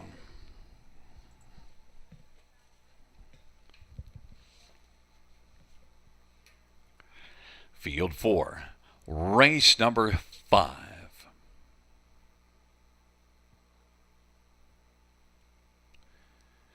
Is at the start of the rough and bursting out quickly. Beach Journey, Wine Delight backs away, and now Nasty Reputation will take second, and then to the outside, My Midnight Lover, then Perfect Juno, Rambaran Rose, and Wine Delight, and then Kelly's Chase striding through to the inside. And then it is Outlaw Kiss My Class and Stompa, and the field works their way up past that opening quarter, and Beach Journey at 2-1's got the lead. Beach Journey and Guy Gagnon's got the lead. Beach Journey right there filling the pocket is Nasty Reputation. And then third in line is My Midnight Lover. As they race their way on past us, My Midnight Lover is even money on the board. Perfect Juno's racing fourth, and now Kelly's Chase is going to chase, and stepping up from third, My Midnight Lover and Sammy Filia wants to quickly come up and try to pounce. It is Beach Journey. And on the outside, My Midnight Lover off a 26-4 strong opening panel. Beach Journey trying to park out My Midnight Lover. 56-4 halftime, 32nd second panel breather. My Midnight Lover, Beach Journey on the inside, and racing third is a Nasty Reputation. And now Kelly's Chase is racing fourth from the backfield. Stompa, then Perfect Juno. Kicking in late comes Wine Delight with a lot of work to do. Then Rambaran Rose and Outlaw Kiss My Class, but it is My Midnight Lover, even money on the board, and is getting away and leads by about 6 or 7 lengths, and then Beach Journey, and then it is Nasty Reputation and Stompa and Wine Delight as the field turns for him, and then Kelly's Chase, but it is all My Midnight Lover cruising on down the stretch drive. My Midnight Lover is gone on this field. My Midnight Lover 4 across the track for second. It's going to go to Wine Delight up the inside to pick up second. Then Nasty Reputation and Stompa, and then it was Outlaw Kiss My Class. 153-3. My Midnight Lover had a beautiful training mile. Pretty much, right? I mean, she had to mind her manners, and she was able to do that. What a push through the third quarter, Gary. 27-2. And she just ripped the heart right out of the pace setter, Beach Journey, who had no answer. As soon as she put away the 5, she just drew off. The further they raced, the more she was going to win by. And the big thing Sammy did is it got this one off the gate and got away over to the pylon sitting third without really expending overly too much energy. Was able to get to the pylons fairly quickly, and that really set things up nicely. Yeah, he just floated her on out of there. I mean, she was a much the best winner of these. The rest of them didn't even look anything like her. I mean, they were all out to battle on for second, but they were well back in doing that. Check her out. Check out the body language on this winner. She did it so easy. And you mentioned Wine Delight doesn't leave well, and certainly didn't, but came late at least to finish second. But it was all My Midnight Lover, and I was kind of thinking that there might be some road trouble for My Midnight Lover. No trouble at all. I didn't see this level of gate speed because just wasn't getting off the gate at all. The last time I saw this one at Flamborough didn't leave, and Georgian Downs didn't leave at all, and then made a break. So good on you to go to My Midnight Lover and say, I think Sammy will get this one a better trip. Sometimes it's all about the back class, right? She was getting some class relief, and again, a heavy favorite two back when she rolled off stride. And the key was to keep it clean tonight. She did, and Sammy put her in a perfect spot. Yeah, and I liked Beach Journey in the back class. She had back class, but she didn't have the class to hold off my Midnight Lover's assault on her, pushed her all the way back to fifth. Yeah, she just couldn't stand up to that 27 and change third quarter. I mean, that was it. Back in front of us is My Midnight Lover, a 4-year-old Night Propane mare, owned and trained by Eric Lafleur. Sammy Fillion, the winning driver, second win this year. Ninth lifetime for My Midnight Lover, 150, 3-3. That's a new career mark.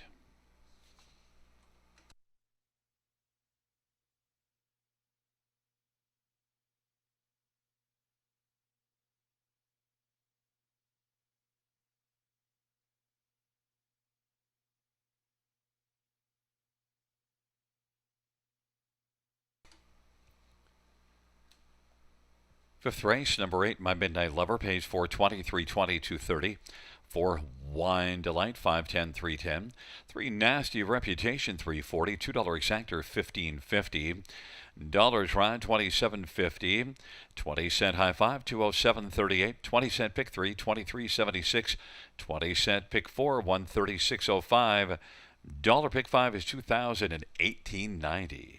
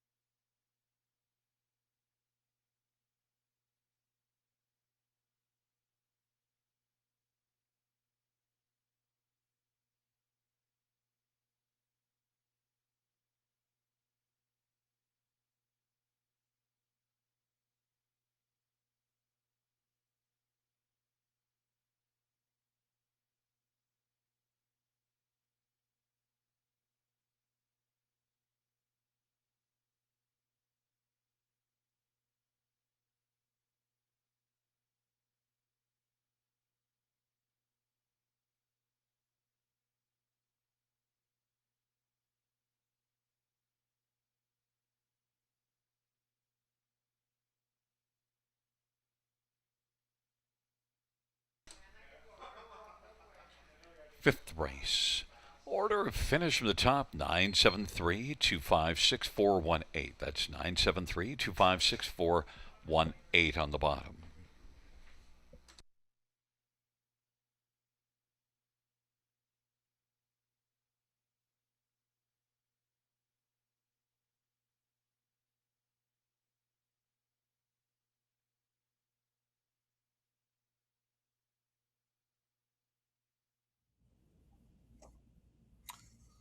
Alrighty, hot air balloons in the sky, and we've got a late pick five to talk about going into the back half of this Wednesday evening program at Grand River Raceway. You can scratch the six from this sixth race, reduced to a field of seven.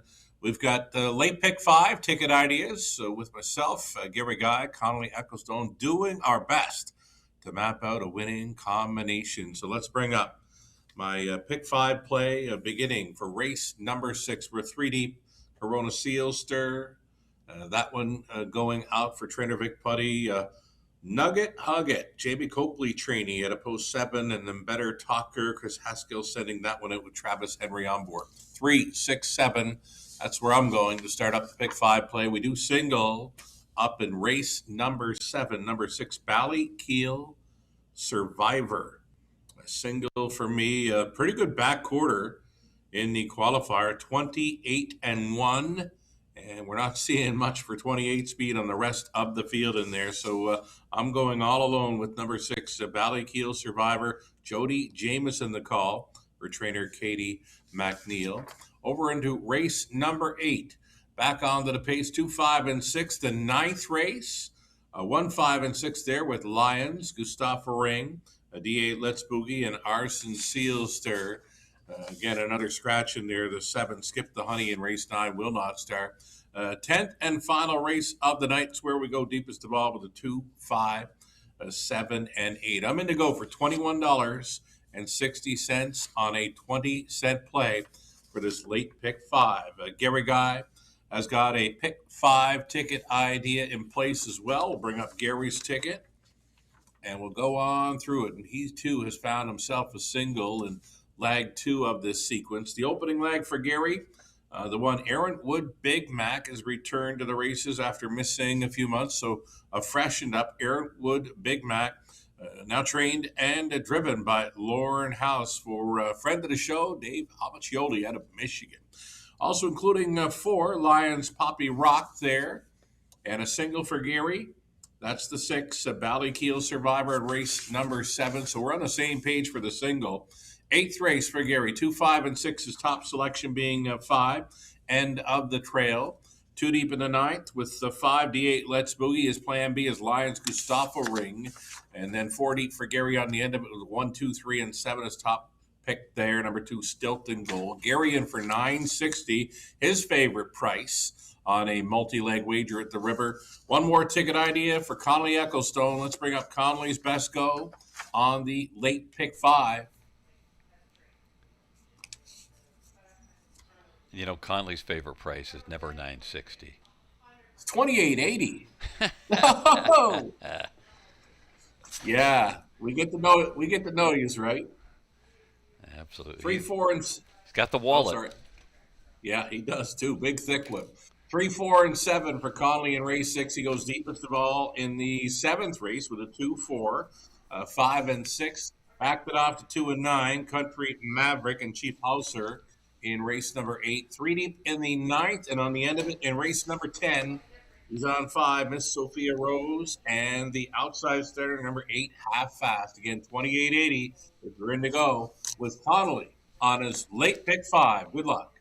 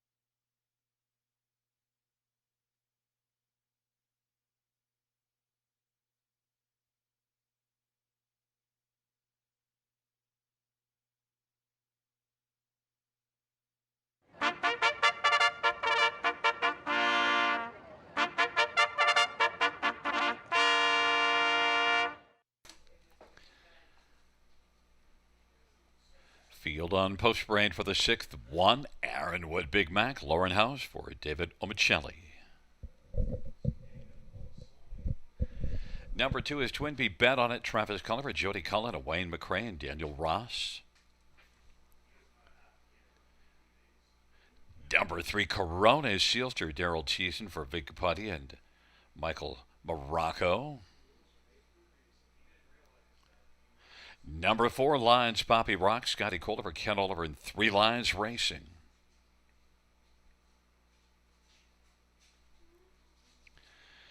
Number 5, Arundel Hanover, Jody Jameson, Greg Campbell, and Terrence Campbell. And 6 Scratch, 7 Nugget Hugget, Sammy Philly for Jamie Copley and Kimberly Eaton.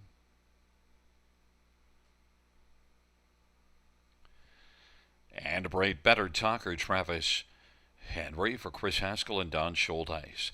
Field of 7 for race number 6. Let's get a look at this field. And number 3, Corona Sealster, is one that shows a big 51-4 at Mohawk 2 starts ago.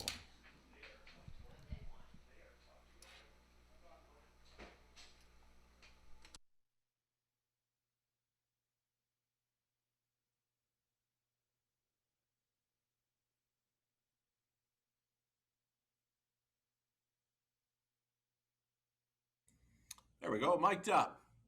3, Corona Sealster. It's what we're talking about here. Second best in that stakes action. 2 back, 51-4. Daryl Thiessen, catch driving assignment here. Maybe he can find a spot up close with this one, Gary. There's not a whole lot of gate speed by the looks of it, but we know Daryl likes to send them at the river. Double barrel Daryl likes to get out and going, get into the action. Corona Sealster certainly shows that good speed, good closing speed in that one, 26-3, and 3-1 on the board. The money's balanced. There's no long shot. The favorite is 3-1. It's a tough one. Better Talker is one that I'm not sure what to make of. This one was racing really well and then tried Mohawk last race. Now the thing, 51-3 last race, so maybe I'm punishing this one too much for finishing so far back. The race went in 49-3. Yeah, that was a big ask for that one to go up against it last time out. So we can forgive him for that start. It's still a tough post to overcome this evening, but I figured the form was pretty good before he went over to the big track. He was showing 4 wins and a pair of runner-up finishes from 8 starts prior to venturing to the big track. I don't know. The whole thing is all going to depend on where he's sitting early. If he wants to show some early speed with these, it gives him a much better shot at hitting the top 2. Number 7, Nugget Hugget. At first glance, you look, well beaten 4th. 52-1 here. Just the problem is the race here went in 51-1. Oh, Lover Bovino, right. Pulled one off there. One of the fastest miles thus far on the season. 51-1. And a 4th best finish to that. There's nothing wrong with this horse. 9-5 fave status. And have a hard time going there for 9-5 on this horse. That's the thing. Yeah, but certainly, you look at that speed last race was. At least that explains why it couldn't do much better than close into 4th. 55-1 back half. Just the race was really quick. You know, number 1, Aaronwood Big Mac. I might be biased. I might be looking at this through pie-colored glasses, if you get the reference. Going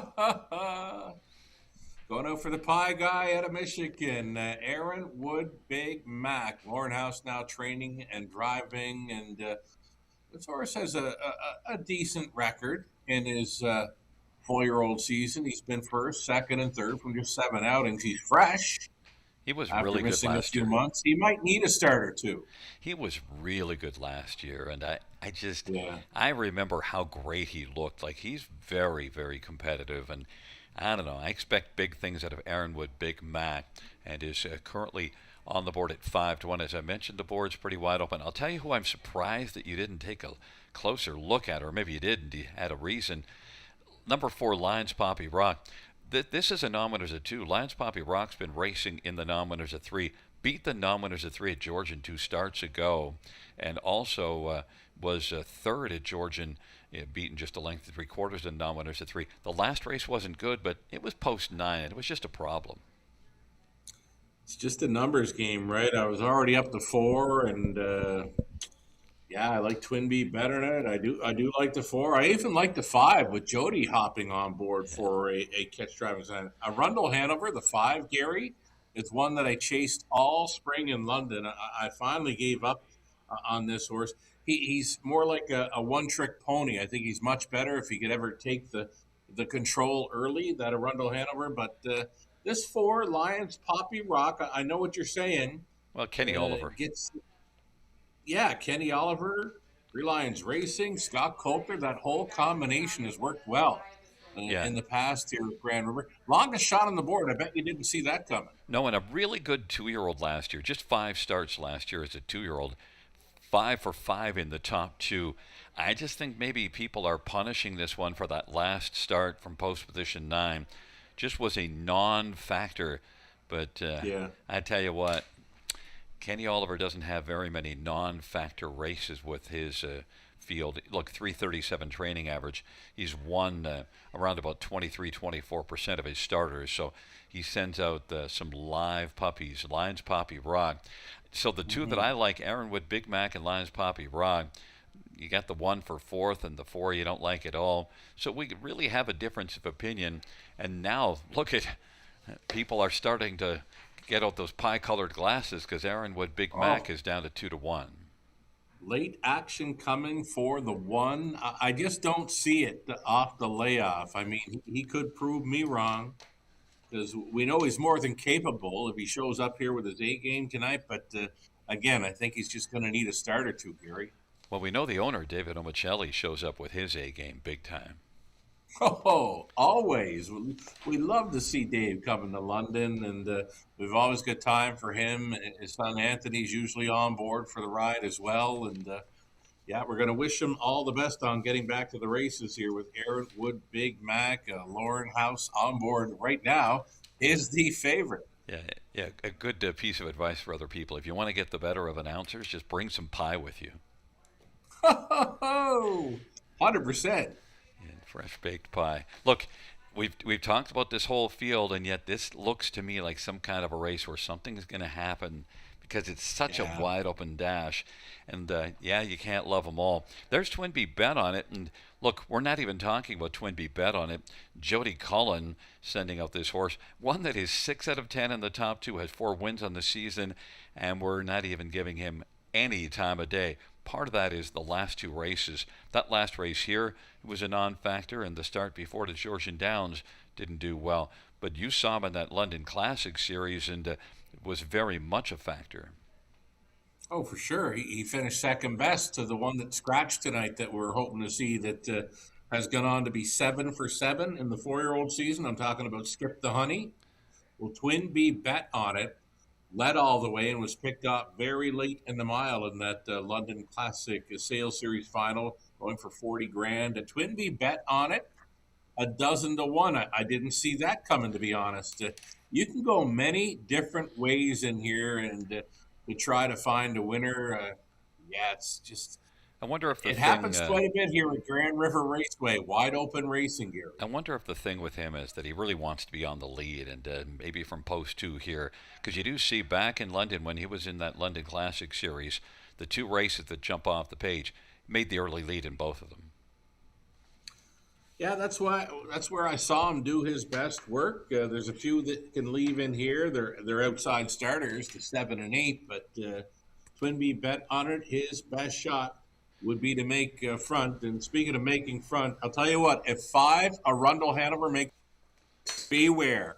Well, we're going to find out how it unfolds. We've got a field of 7, race number 6. It's the CW and Guelph Chamber of Commerce pace. They're into the backstretch, gathering speed, approaching the start.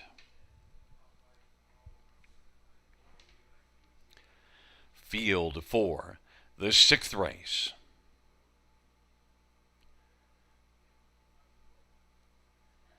Is At the start and they're off, and from the outside, Nugget Hugget is going to come out quickly.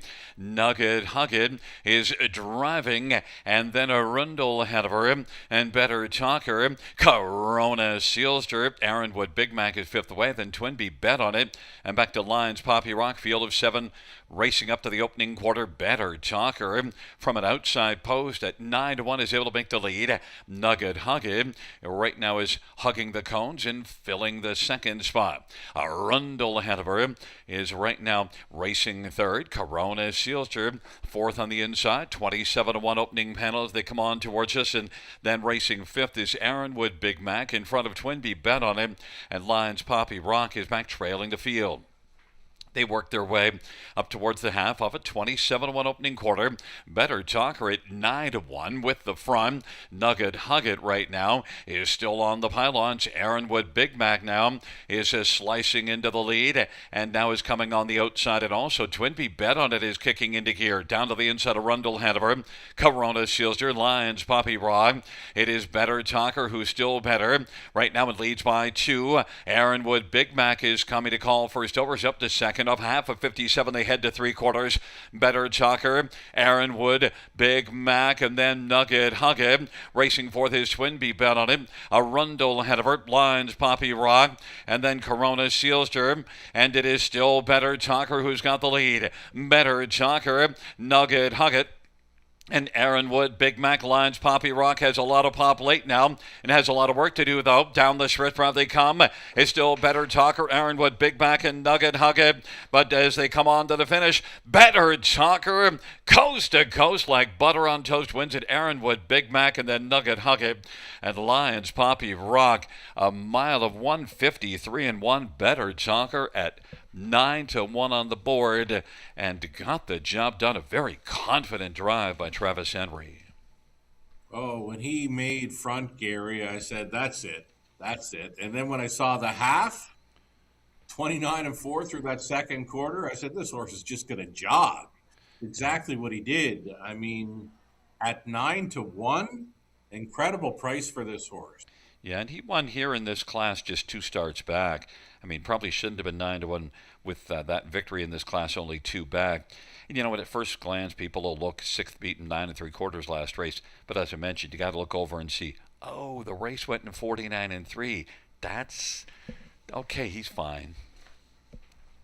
Pretty much, right? And a totally different ball game now at Grand River Raceway with horse number 8 versus a few years ago on the half miler. I mean, the 8-horse folks always gets a shot at the river, especially if they get gate speed. This one even got to move in a spot tonight with the scratch of number 6. Yeah, and we knew he had gate speed. If you look down the page, you see it at London, and you see it at Sarnia. And, well, even here, that start June the 10th, got parked at the quarter, but was second at the quarter. And in that race, battled well, second beaten the nose in 53-3. That also was in this class. So you have those miles racing in this class that stand out. Second beaten the nose at this level and a win at this level before that ill-fated trip up to Mohawk against a 49-3 winner. I think, like you said, probably scared bettors away that last line, but we got to forgive him because it was a 49 mile and he wanted no part of it. So he comes back to the river and he goes downtown for a 9-1 upset. Well, I don't think there's any very horse. Nice victory. I don't think there's any horse in here who wants any part of a 49-3 mile. Hardly. And back in front of us is the winner, number 8, Better Talker, for your Better's Delight Bay Gelding by Don Scholdice, trained by Chris Haskell. Travis Henry, the winning driver, 5th win this year, and the 6th win lifetime.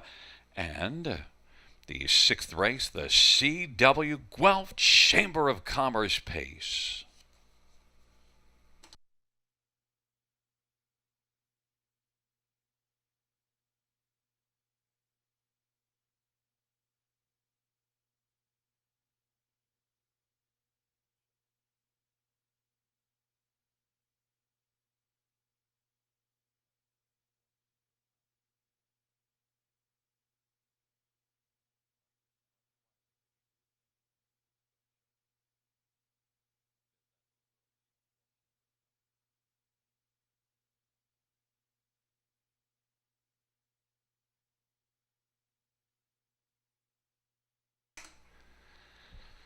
Sixth race, number 8, Better Talker, 2140, 830, and 460. 1 Ironwood Big Mac, 430, 277, Nugget Hugget, 320.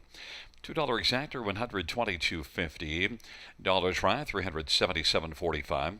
Dollar super, 1123.55. 20-cent super, 224.71.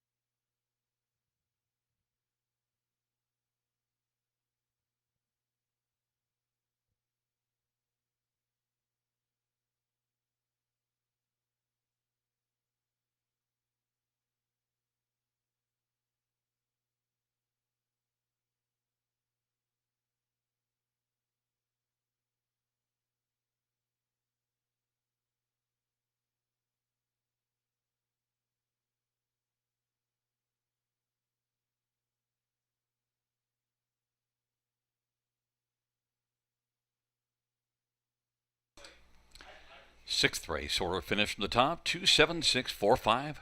Scratch 3-1. That's 27645, scratch 3-1 in the bottom.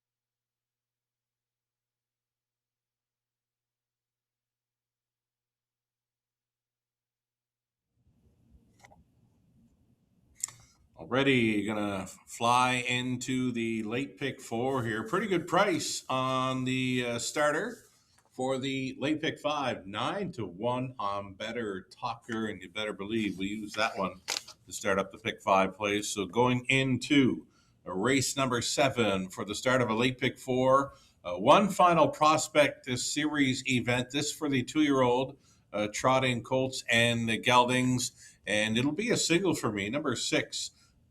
Keel Survivor off that latest qualifier where he trotted home in 28-1. There's not a trotter on the page showing a quarter anywhere on their lines in 28. So that was enough for me to single this one up to start the late pick four. Over to race number 8, 3 deep in there with the 2, 5, and 6. The 9th race.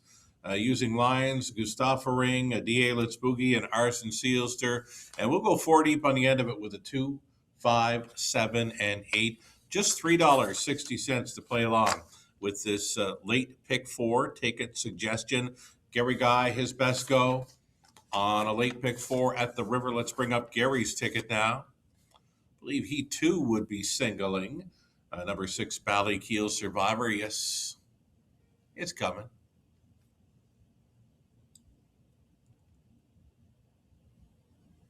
There it is. Gary Guy singles up the set. One of the few times we're going to see me in with a cheaper ticket than Mr. Gary Guy. He's in for $4.80 on his 20 center. Again, he singles up the 6, Keel Survivor. He's on the 2, 5, and 6 race 8. Backed off to a pair in the 9th race, 1 and 5. His top selection being 5, D.A. Let's Boogie. And on the end, that's where Gary goes deep. Esteval as well. 1, 2, 3, and 7. His top selection, number 2, Stilton Gold. One more ticket for our friend Connolly Ecclestone. He goes deep as Deval right off the bat. He's looking for a price. 2, 4, 5, and 6. 2 and 9 in race 8, 9th race. Lions, Gustav Ring, D.A. Let's Boogie, and Stroker. And on the end, 5 and 8. Miss Sophia Rose, half fast. 960 if you're in to go with Connolly. Good luck on the late pick four at the river.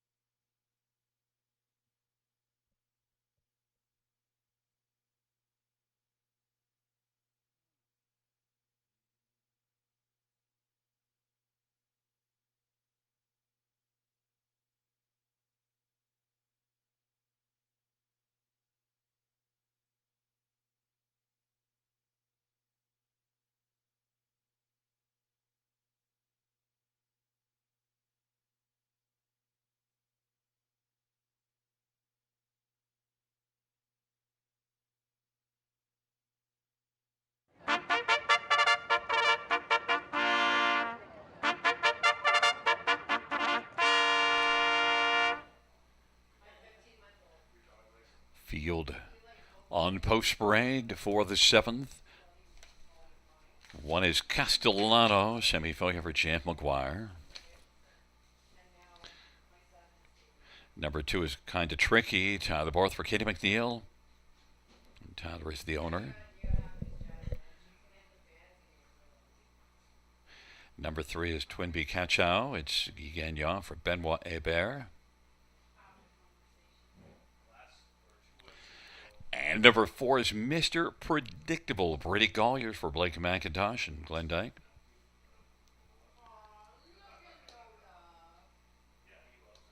Number 5, Naked Farmer, Austin Sorry for Ron McDonald and Edmund Callahan and Thomas Mays.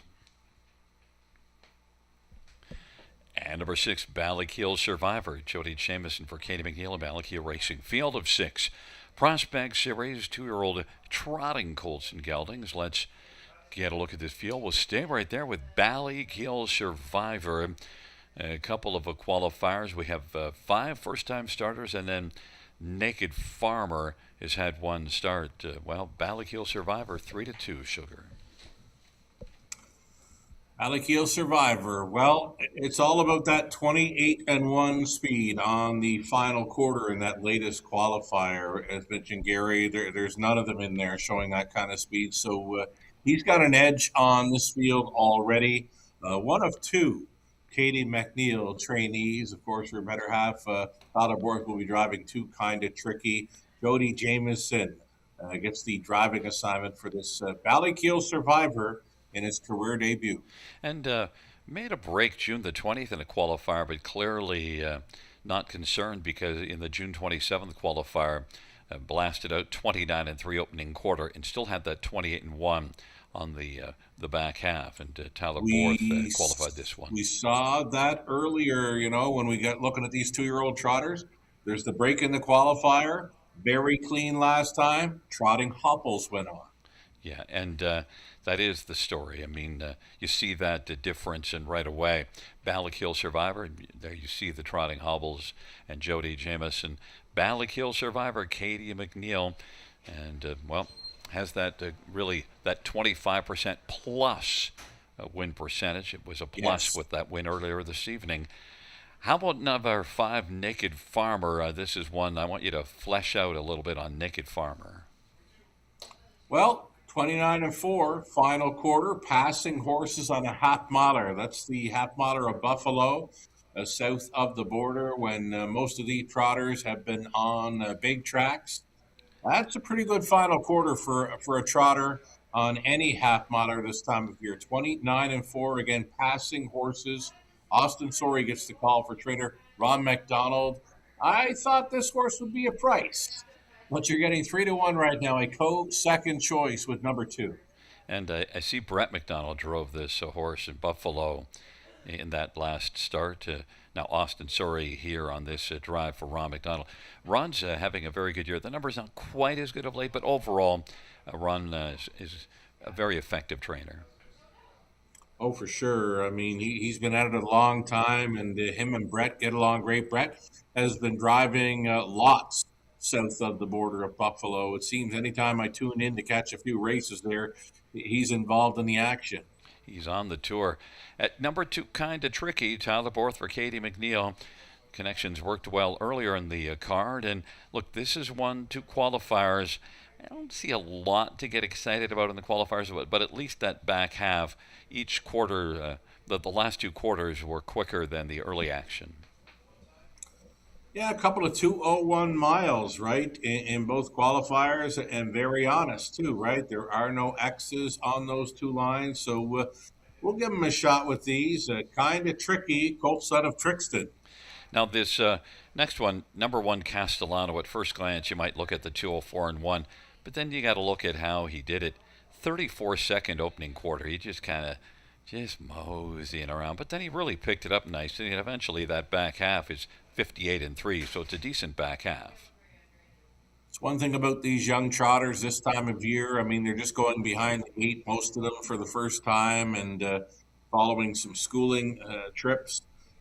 No trotter is going to show quick early speed, and many of them will do that 32, 33, and then pick it up from there. Very nice back half, we should add, right? 58-3 on the back half at Grand River Raceway. Nothing wrong with that. He's standing very proud and proper. Well, not standing, but he's kind of got an interesting upright way up to him right now. He's kind of short-stepping it right now.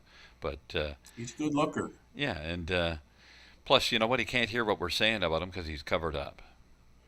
He's got that hood on, right? Yeah, might get a little flighty, so that's why the hood is on, and he's got to mind those manners. 2-year-old trotters in the Prospect Series coming up. If there's any others in here that we, number 3 and 4, the thing is, with the 3, again, you're looking at one that does show good final quarters, the last 2, so a 59-1 back half, but still was way out of it. So, young horses, we'll see how it fares, but we did both think that Ballykeel Survivor is one that was up to the challenge with that good 28-1 final quarter.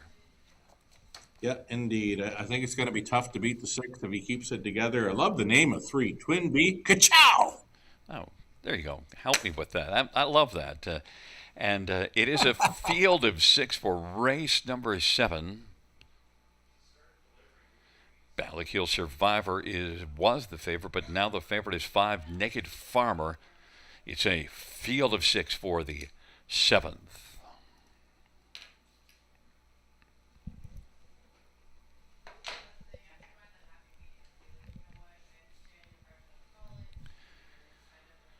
Field for the 7th race.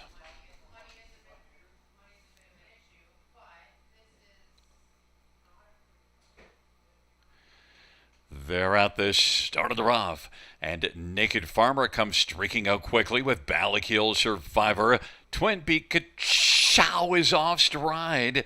Mr. Predictable now third. Kinda Tricky is fourth, and then Castellano on the inside, and Quimby Kachow went off stride in his way back and out of it. Ballakeel Survivor has the lead, and now a break from Kinda Tricky. They worked their way to the opening quarter. Ballakeel Survivor, 6-5 on the board for Jody Jamieson, has the lead. Naked Farmer, Mr. Predictable as they come off the turn, and they head on towards us, and racing fourth is Castellano, but it is Ballakeel Survivor and Jody Jamieson just coasting along on the lead off a solid 29-1 opening quarter. That lead right now at length and 3/4. There's Kinda Tricky is quickly making up a lot of ground and is flying on the outside, a little wide on the outside, but is pressing on towards the leader. Ballakeel Survivor, Kinda Tricky, has come on and is stuck ahead in front and now leads it a length and a half. Kinda Tricky in Tyler Porth, bursting onto the scene after making an early break, now has recovered hugely and leads by 2 1/4. Ballakeel Survivor, Naked Farmer, Mr. Predictable, and Castellano. And the field hustles their way on toward 3/4, Kinda Tricky. And now there goes Naked Farmer, and Naked Farmer wants to strip Kinda Tricky of the lead. Naked Farmer now shrieks up and gets the lead. Mr. Predictable on the outside is racing second now. Kinda Tricky. Now Ballakeel Survivor is able to wiggle out and has work to do. And then Castellano, Naked Farmer has the lead, and Mr. Predictable is second. Then Castellano and Ballakeel Survivor and Kinda Tricky on down the stretch drive they come. And that is Austin Sorey and Naked Farmer streaking to the finish. It is Naked Farmer, the best one in here, and that is the naked truth. Mr. Predictable is second, Castellano third, Ballakeel Survivor 157 and 159 and 3, the mile time. That was a very interesting dash, Sugar. A lot of lead changes, and just was really, you don't usually see with these young trotters that kind of race. Yeah, it was probably action-packed pretty much from start to finish. Naked Farmer, love the call, by the way, stripped away the lead. And, yeah, this horse was large, 28-4 by the looks of it on the end. No, 20, yeah. Is it 28-4? I think so. Yes. Yeah. But Okay. but you know, the thing is, I mean, Kinda Tricky made that big move, grabbed the lead after an early break, and you just saw some things that were interesting. This looks like a very interestingly competitive bunch, and Ballakeel Survivor kind of gave up the lead to Kinda Tricky. That's a horse, by the way, Kinda Tricky, that we should be looking for in the future, because made that break and made a huge recovery. Eventually, understandably, dropped out, but still. And there is Naked Farmer, who ended up being clearly the best. He was much the best. Winner by 2.5, it appears. Austin Sorey just sitting chilly, and there was absolutely no urging required here. He was just looking for some company here on the lead, but they couldn't get close. This horse was on go this evening. Very nice back half as well. 58-2 for a 2-year-old trotter at the river. Well, Naked Farmer can buy some clothes now with the winner's share, and doesn't need to be standing out in this field naked. I think he likes that when he's looking at you, Gary. I think we're going to hear from this Naked Farmer. That was really impressive because, and look, I mentioned Ron McDonald, a lot of success. He's certainly had this one ready to go. Yeah, I mean, the horse looked great. Used him a few times, and again, he was doing it all by himself. Austin never lifted a line on him coming to the finish. I mean, the horse was just looking for a challenger, and nobody was getting close. The only one in the field that had a start coming into this race had that start at Buffalo, and Right. certainly looked the part here of the best one. Back in front of us is number 5, Naked Farmer, a 2-year-old My MVP Black Colt, owned by Edmund Callahan and Thomas Mays. Ron McDonald, the trainer. Austin Sorry, the winning driver. Naked Farmer, 159 and 3.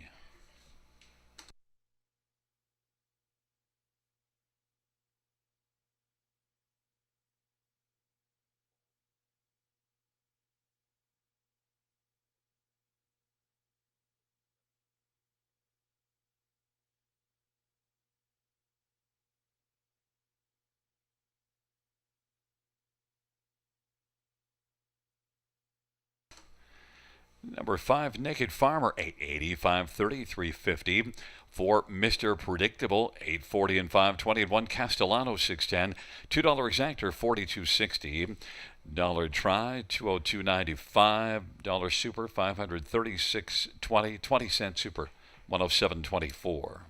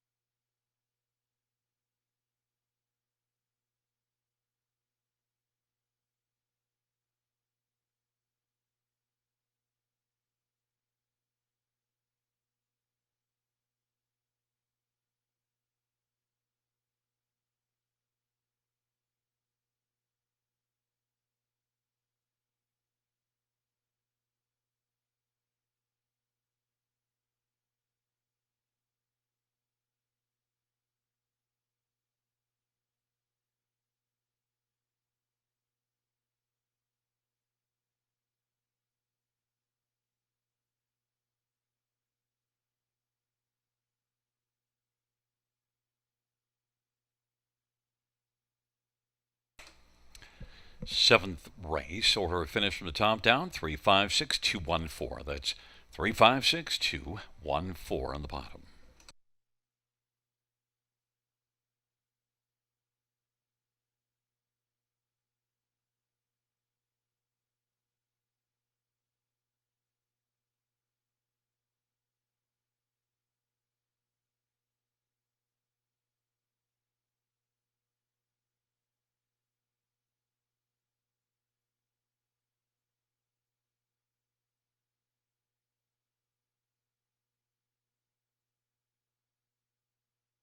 Winback Farm graduates are born to compete and race to win and have made over $480 million and have won over 50,000 times. Yearlings for sale at Goshen, Ohio, Lexington, London, and Harrisburg. Featuring first crop yearlings sired by Meadowlands Pace winner Beach Glass, Adios Pace winner Cannibal, O'Brien Award winner Lawless Shadow, multiple O'Brien Award winner Tattoo Artist, and Dan Patch Award winner Volume 8. Yearlings eligible for multiple racing jurisdictions. For more information, visit winbackfarm.com.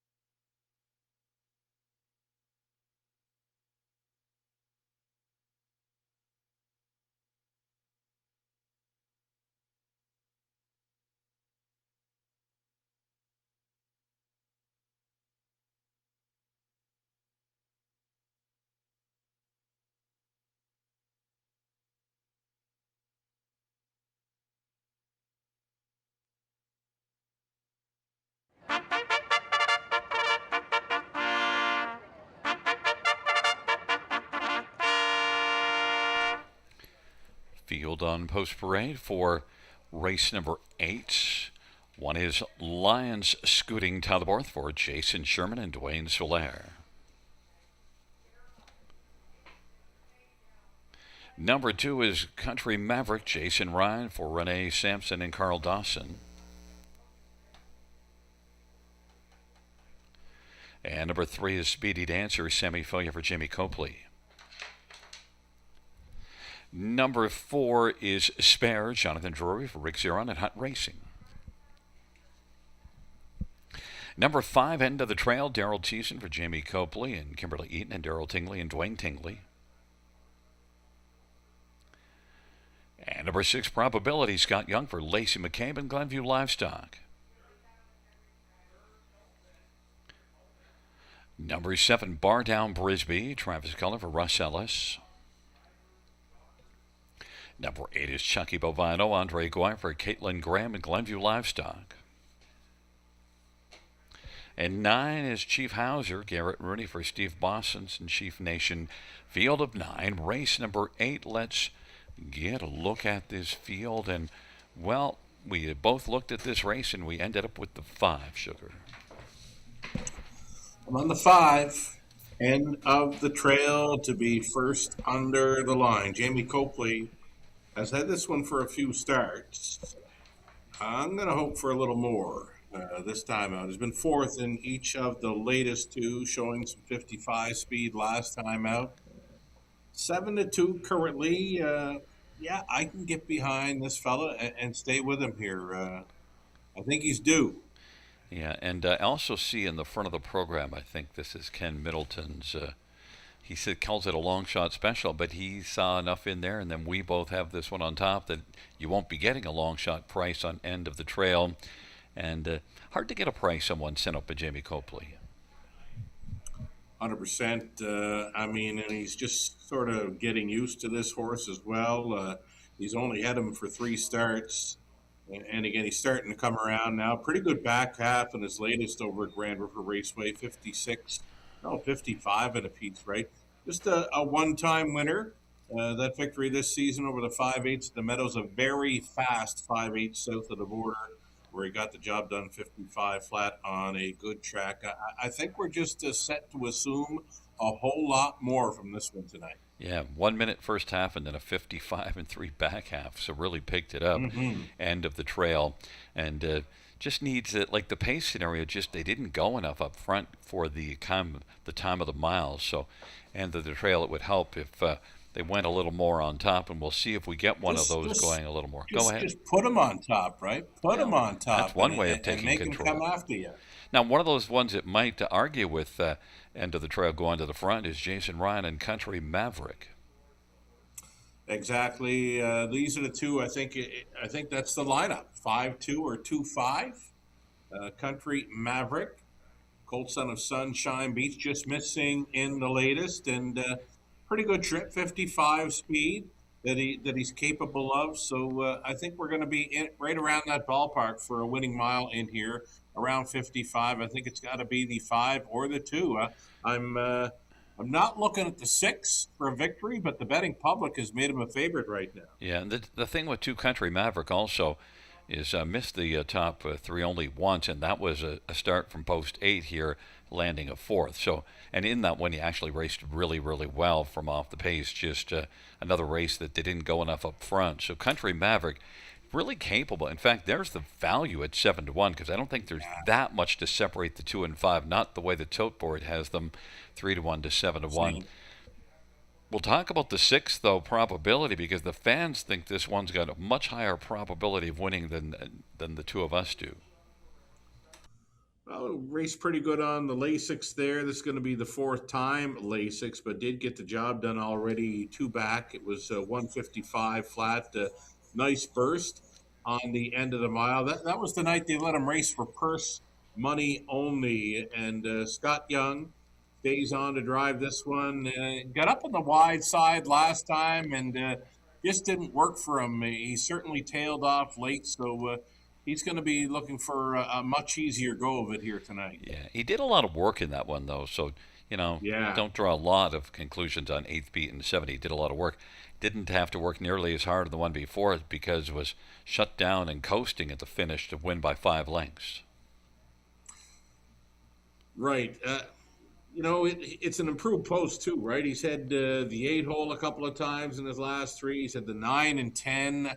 I don't know if he could ever make front, he'd be very tough. I think the front end speed will win this race. That's just my thought. And for the bottom of the ticket, I didn't get to Bar Down Brisbee. I got to Chief Hauser, but Bar Down Brisbee was beaten only 3 last time out. Right, and shows the 55 speed, which is where you want to be to go with these. I think that's the winning mile. Bar Down Brisbee, though, I think from off the pace here again. And Chief Hauser, this is one that's got good recent form and is 5 out of 8 in the top 3. It's Garrett Rooney, Steve Boston. Steve Boston has got some strong numbers. I got a feeling Chief Hauser at 10 to 1 is going to be on the top 4 somewhere. I'll give you the 9, but I want my 2, 5, and 6. Maybe bottom part of the superfecta. Good luck, Gary. It's a field of 9 for race number 8. They are turning on into the backstretch.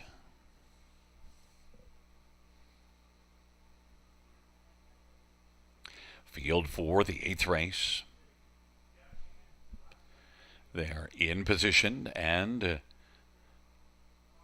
they're at the start of the rough, and Probability is going to blast with End of the Trail, and also getting up well is Speedy Dancer, and Spare is driving. It is End of the Trail and Spare, and End of the Trail is going to come on and clear to the front, and Spare is racing second. Probability gets over to the pylons racing third. In front of Speedy Dancer and Line Scooting, Country Maverick did not leave hard, is racing sixth, and then Bar Down Brisbee and Chief Hauser and Chucky Bovino is trailing the field. End of the Trail, 7 to 5 on the board, and is in front of Spare, who's 35 to 1. Racing position third. Probability and Scott Young is right now about 3.5 off the lead in front of Speedy Dancer. Then it is Lines Scooting and Country Maverick, Bar Down Brisbee, Chief Hauser, and Chucky Bovino. 27 opening quarter, and it is Double Barrel Darrell and End of the Trail who's got the lead as they race on into the backstretch. Off a quarter of 27, they race past the half, 57 and 2. Probability now has stepped out for Scott Young and is moving up and is sharing second with Long Shot Spare. And then to the outside racing fourth is Speedy Dancer. Line Scooting is fifth on the inside, then a gap of 3. Country Maverick, Bar Down Brisbee. Chief Hauser is still eighth, and Chucky Bovino is trailing the field. It is End of the Trail and Double Barrel Darrell as they race on by 3/4. 3/4 was timed by End of the Trail in 1:25 and 2 at 28-second third panel, trying to put away Probability, but Probability gets closer. Probability now along even terms with End of the Trail, and on the inside Spare is waiting for the passing lane. Speedy Answer is sent at 1, and then Line Scooting, but Probability as they turn for home, and Probability as they come on to the finish. Probability on the inside End of the Trail is fighting back. Probability and End of the Trail. End of the Trail fought right back to win it over Probability.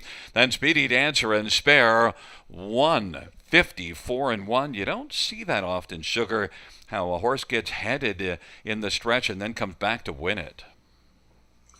He seemed to do that, right?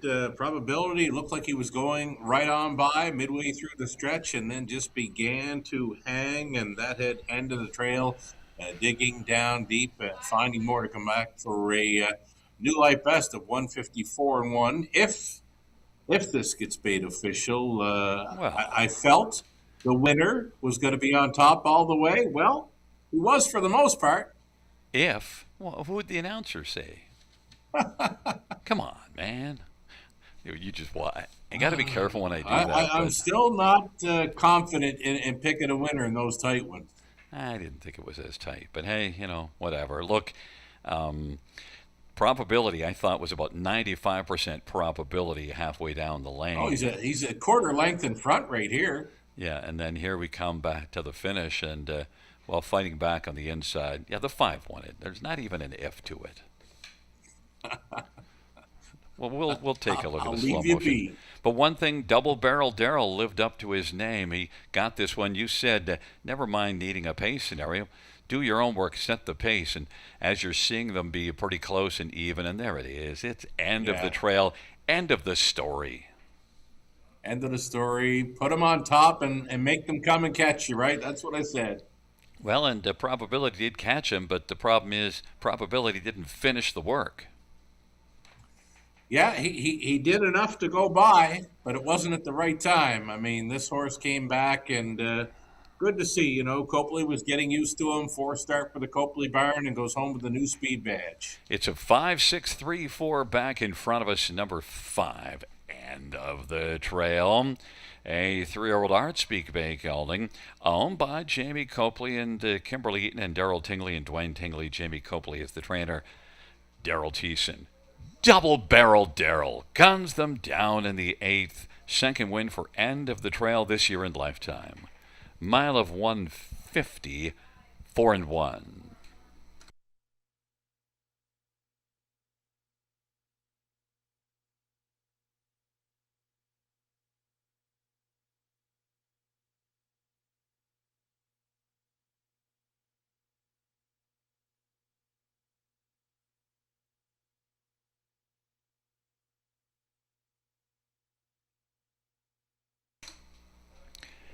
8th race, 5. End of the trail, 480, 280, 246 probability, 290, 263 speedy dancer, 440.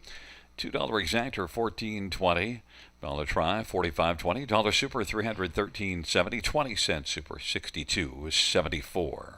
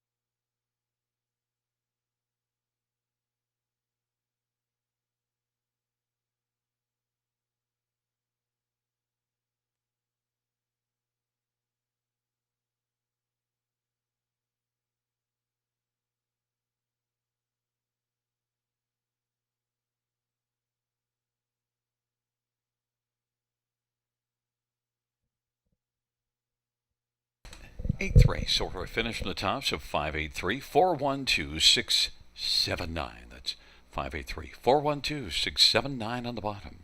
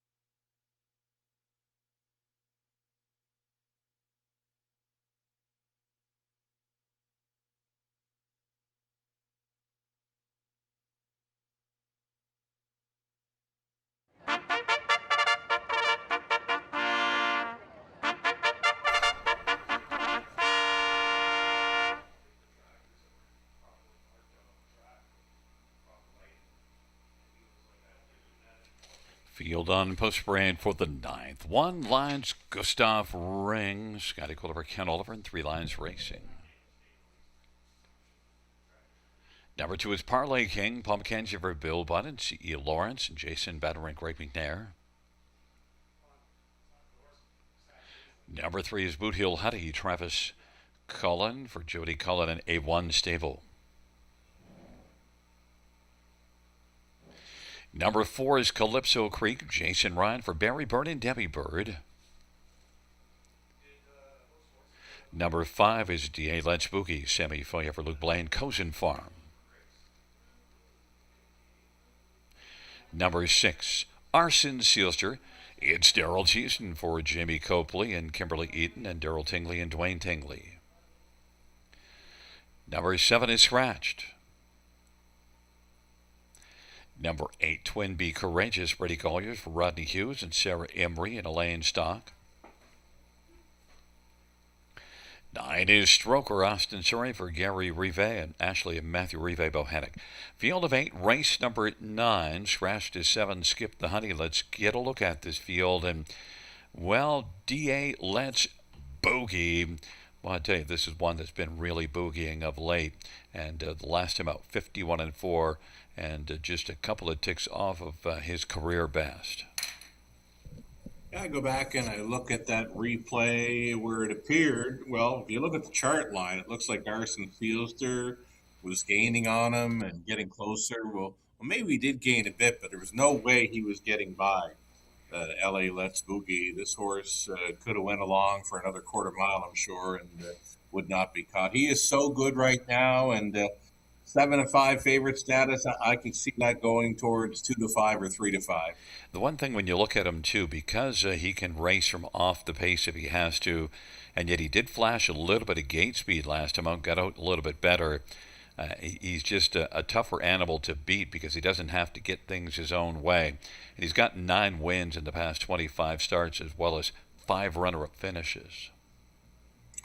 Smaller track, though, a half miler or a 5/8 mile track, they say if you got the best horse, put him on top. That's where I want to see him tonight.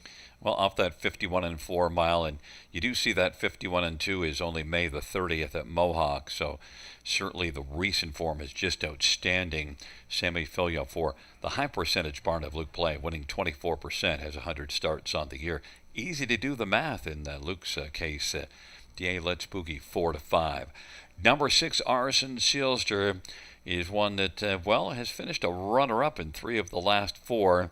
And, the last couple races ran into D.A. Let's Boogie, but at least was second best.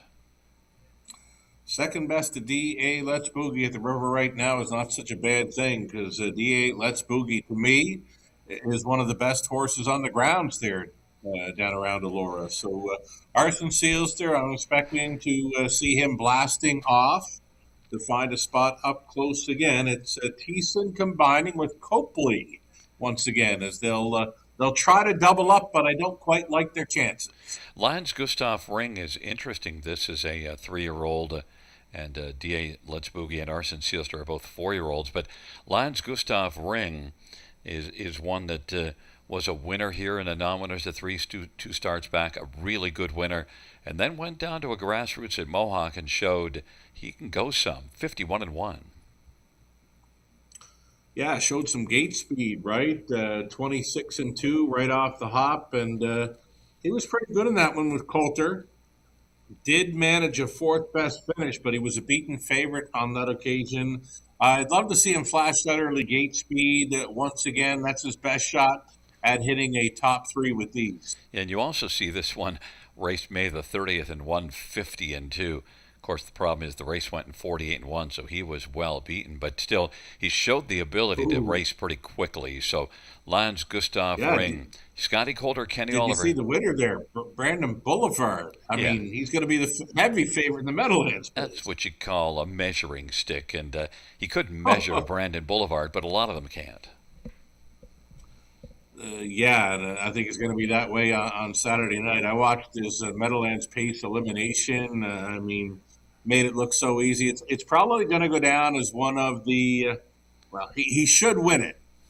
And now if he does win it, it's probably going to go down as one of the biggest layovers in years for a Meadowlands pace. Yeah, absolutely. And look, with the 7 out, that was one of your picks. What about 9 Stroker? He's been racing really well. He only finished 4th last time out. He kind of blasted to the front, 26 and 2 opening quarter.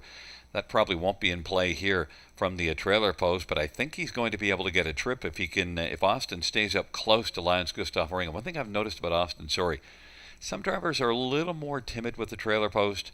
Austin's not timid from the trailer post at all. I don't think so. I think he's going to plug him right in there. And the better Lions Gustafov ring gets away, the better the 9 is going to be sitting. I want to see him in the front 3 or 4 early. And if that happens, you could see him on the superfecta. Yeah, I want to see if Austin's right up pretty tight, but I've seen him in the past because there are guys that don't want to be up close, and maybe for good reason. But Austin's he's not afraid, and look, especially with Lions Gustav Ring, you don't see any X's in the dance card, and so you kind of think, no, this is one I can smoothly follow out. I agree. I think he's probably going to be half behind the 2, half behind the 1, and whichever one's getting away better, that's where he's going to side with. Yeah, and I'm guessing it's the 1, but we'll find out. But no guessing on who was going to be the favorite in here. The money came for D.A. Let's Boogie, looking to boogie to a 3rd straight win, and is on the board at even money. It's a field of 8 for race number 9 on this gorgeous evening.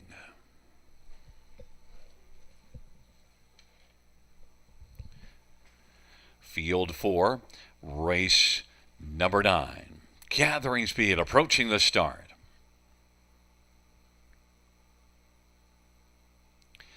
Field is at the start in the rough, and getting out is Arson Sealster. Boot Hill Huddy drops back, and now pressing on through. Calypso Creek has got the lead, with Lions Gustav Ringen to the outside. Twin Be Courageous. D.A. Let's Boogie is only boogieing a 4th, and now 5th is on the inside. Stroker has taken 4th. D.A. Let's Boogie is 5th. Then Parlay King and Arson Sealster and Boot Hill Huddy, they race on around the turn. Calypso Creek and Jason Ryan at 45-1 has the lead, and 35-1 Twin Be Courageous now is tucked into the pocket. Lions Gustav Ring is racing positioned 3rd, and then D.A. Let's Boogie continues to march on the outside. D.A. Let's Boogie up against Calypso Creek. D.A. Let's Boogie and Sammy Filia is boogieing hard and wants to try to clear to the front. D.A. Let's Boogie now is able to come on and get the lead. 3-5 on the board. Calypso Creek is 2nd. Twin Be Courageous 3rd. Lions Gustav Ring now pops out from 4th, giving cover to Stroker. Then Arson Sealster up the inside. Parlay King and back to Boot Hill Huddy. 55-1 halftime. D.A. Let's Boogie leads it by a couple of lengths. Lions Gustav Ring is on the outside, sharing 2nd with Calypso Creek, and then racing 4th is Stroker. Twin Be Courageous is 5th on the inside. Arson Sealster, Parlay King, Boot Hill Huddy, and off that 55-1, 3/4, 123 and 3, 28 and 2/3 panel, and it is D.A. Let's Boogie, but Lions Gustav Ring is getting closer, and off stride of the backfield is Boot Hill Huddy, hooking up with Parlay King, both off stride, and they race the right, turning for home. D.A. Let's Boogie, Lions Gustav Ring, and then rolling out wide, Arson Sealster on fire late, but D.A. Let's Boogie is going to win it. Arson Sealster is 2nd to D.A. Let's Boogie again. Lions Gustav Ring and Calypso Creek, 151 and 3. D.A. Let's Boogie is just too much puppy for this field. Way too much. They gave him all kinds of respect when he came calling in front of the grandstand. He was able to grab control. I did not see the 4 and 8 lining up like that early. I did see a 5-6-1 finish. It's exactly how it happened in the end. The 4 stays on for 4th to round out the superfecta. But, props for D.A. Let's Boogie. And Arson Sealster, who took a wicked shuffle in there when he did find room late, he paced out of his skin to get on for that deuce. Yeah, because he wanted his familiar spot. Runner-up. Always a bridesmaid. Runner-up to D.A. Let's Boogie. But look, that's no shame, and that's a consistent effort by the second place finisher Arsen Seelster. I thought that Stroker, when Stroker was sitting second over, might have a little bit more, but really was kind of flat in the stretch. Yeah, I expected him to come on for a third or fourth the way it was setting up there, but wow, he just flattened right out when they came through the stretch. It was almost like he had tote board fever. Well, 151 and 3. D.A. Let's Boogie goes one tick faster than last time out, but still is one away from that 51 and 2 put up at Mohawk. But still, this is one that just keeps on winning, and Luke Blaze got himself a nice one with D.A. Let's Boogie. Supposed to be a good one, a $200,000 yearling purchase.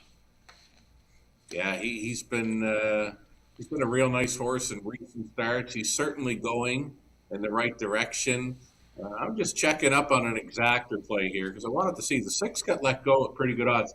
This exactor, Gary, $23 returning for a 5 and 6. Crazy. That's kind of a gift. Oh, 100%. Merry Christmas to those who played the 5 and 6. You got yourself a Christmas gift. And back in front of us there is number 5, D.A. Let's Boogie. 4-year-old Dance and Lou Bay gelding by Cozen Farm, trained by Luke Blay. Shabby Philly the winning drive. It's the fourth win this year. 11th lifetime for D.A. Let's Boogie. 151 and 3.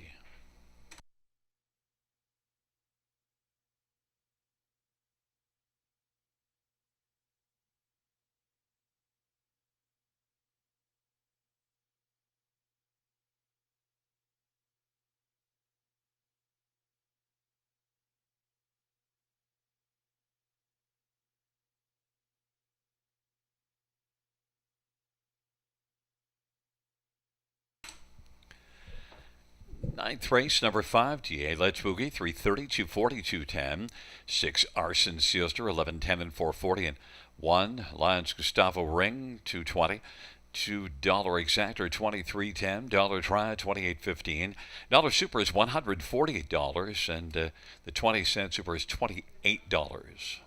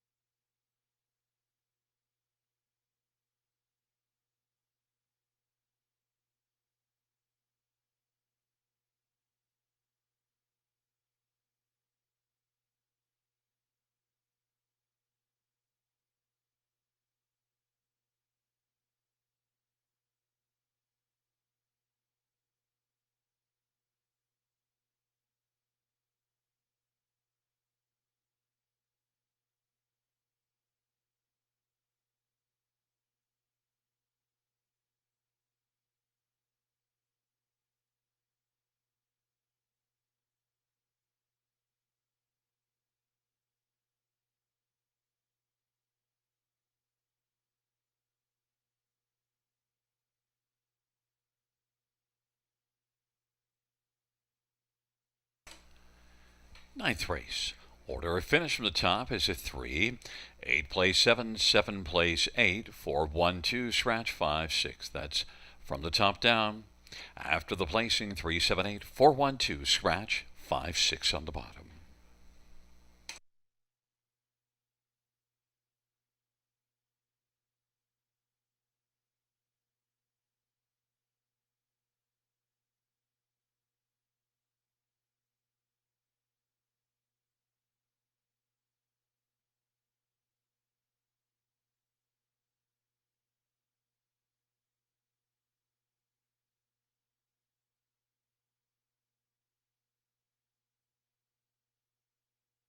Winback Farm graduates are born to compete and race to win and have made over $480 million and have won over 50,000 times. Yearlings for sale at Goshen, Ohio, Lexington, London, and Harrisburg. Featuring first crop yearlings sired by Meadowlands Pace winner Beach Glass, Adios Pace winner Cannibal, O'Brien Award winner Lawless Shadow, multiple O'Brien Award winner Tattoo Artist, and Dan Patch Award winner Volume 8. Yearlings eligible for multiple racing jurisdictions. For more information, visit winbackfarm.com.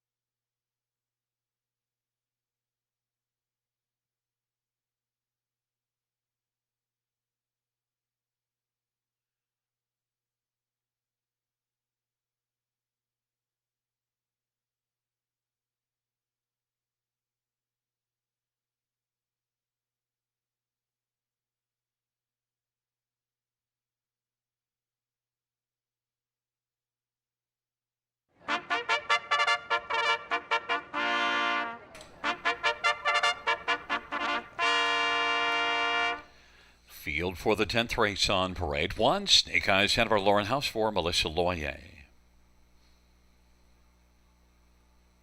Number 2 is Stilton Gold, Daryl Thiessen for Harry Martin.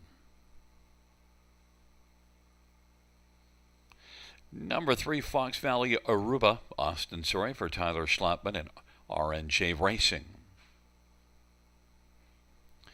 Number 4, Anna's Wish, Scott Quiller for Sylvain Cote. 5, Miss Sophia Rose, Jason Ryan for Jacob Roberts and William Brown. Number 6, Easy Breezy Beautiful, Jonathan Drury for Phil Coleman. Number 7, Give Me a Corona, Sammy Filia for Jamie Copley and Kimberly Eaton and Daryl Tingley and Dwayne Tingley. Number 8 is Half Fast, Travis Cullen for Jody Cullen. And 9 is Bargain Bid. Get ready for Francis Gimet and Sonia Jolly. Field of 9, race number 10, the Super High 5. Let's get right to it. Miss Sophia Rose is the favorite right now, 2-1. After 3 tries at Mohawk, the last one reasonably successful. Third beaten just a length comes in here. Yeah, we like the chances for the mare. I mean, she was put in play pretty good last time out by Travis Henry. Now, Travis, it's funny, I got looking for him in this race. He showed up for that one winner, Better Talker, and he got the win and he got out of there. That's something to take note of when you got a key driver like a Travis Henry or anyone like that showing up for just one drive on a card. The chances are the horse is going to be pretty good. Yeah, they know what they don't want to miss the opportunity to get a win, so he got in here and got his win. Miss Sophia Rose certainly got early gate speed last time out and probably in the center of the track is going to be blasting here. The one negative, though, I don't like the 3 wins in the past 48 starts, 10 runner-up finishes and 7 thirds. Well, I know what you're saying, but there's quite a few of them in here. Kind of have that showing.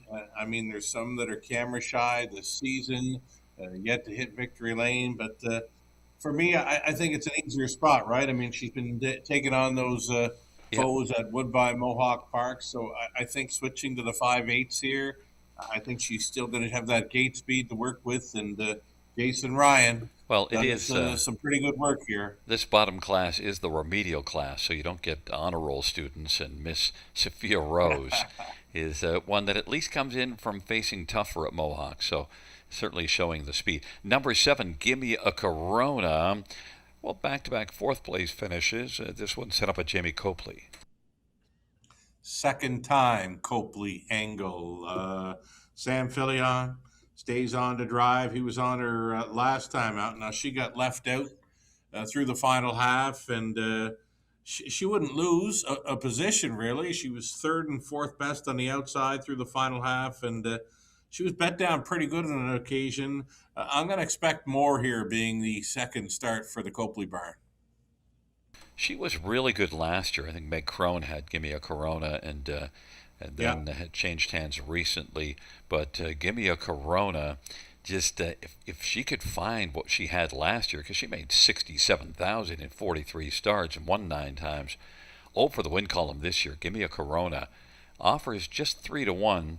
And how about number 8, Half Fast, Jody Cullen, but outside post, only a 4th last time out.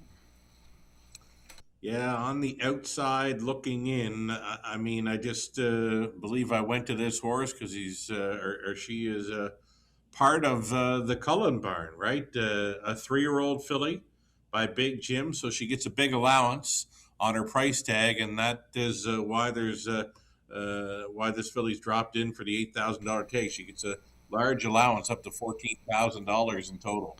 Your 4th one is the one I went to on top. 8-1, Double Barrel Darrell. This is one that raced above this class here June the 24th and was a competitive 4th in 55-2.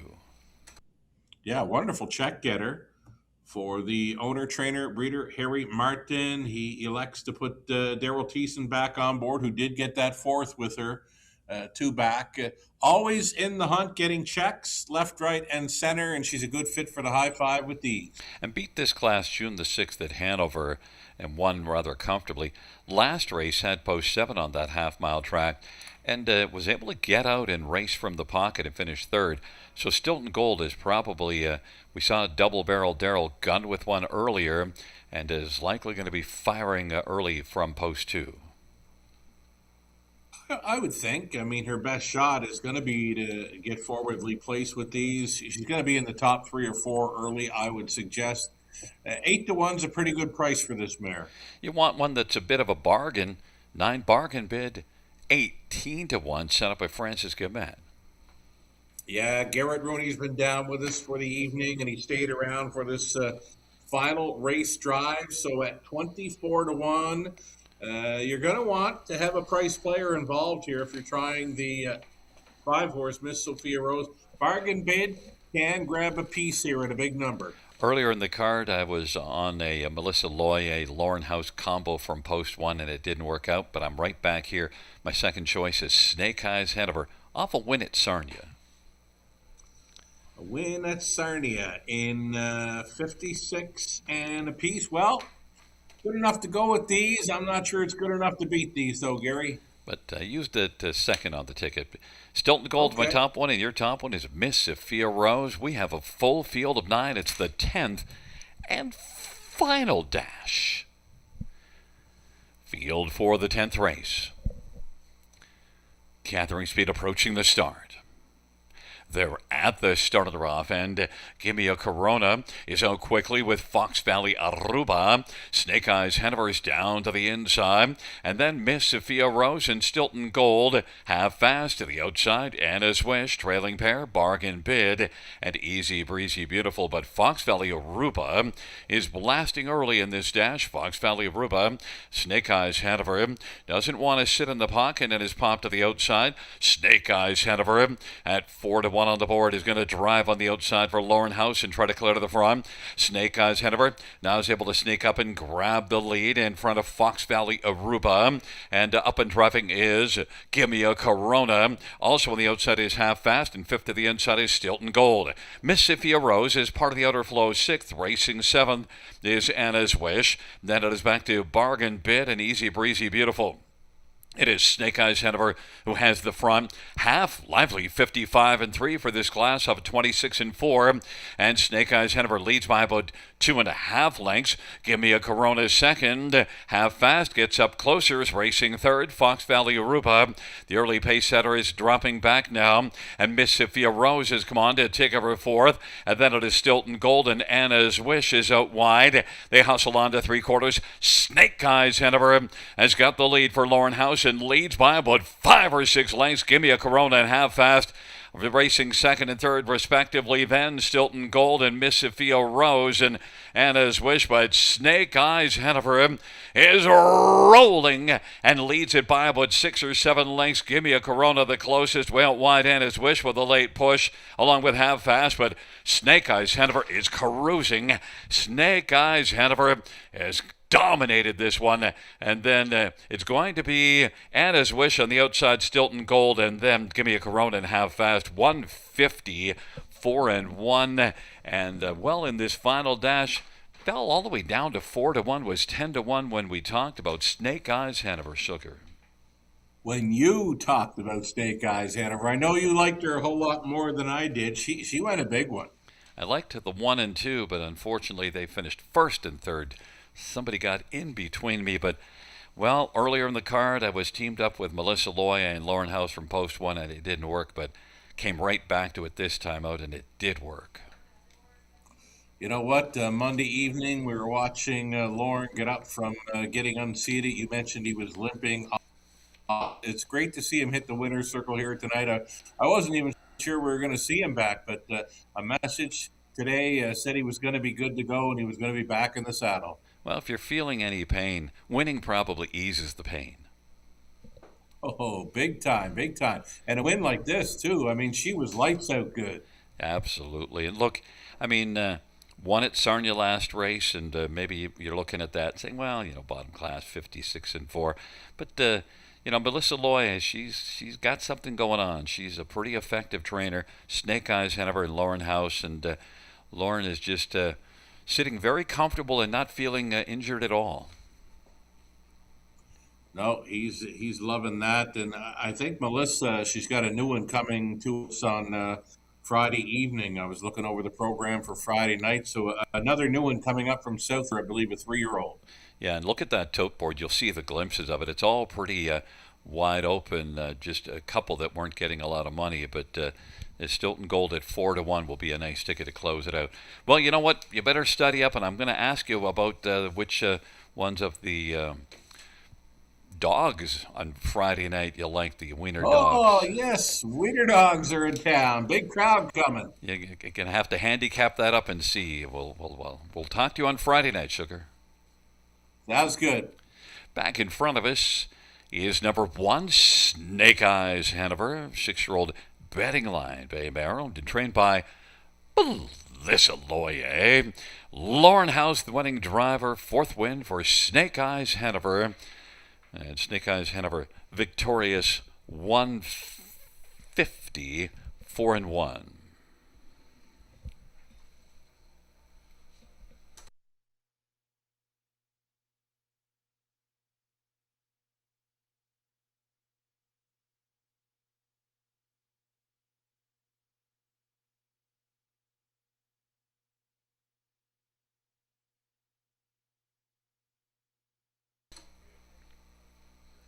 On the board, we have a 14278.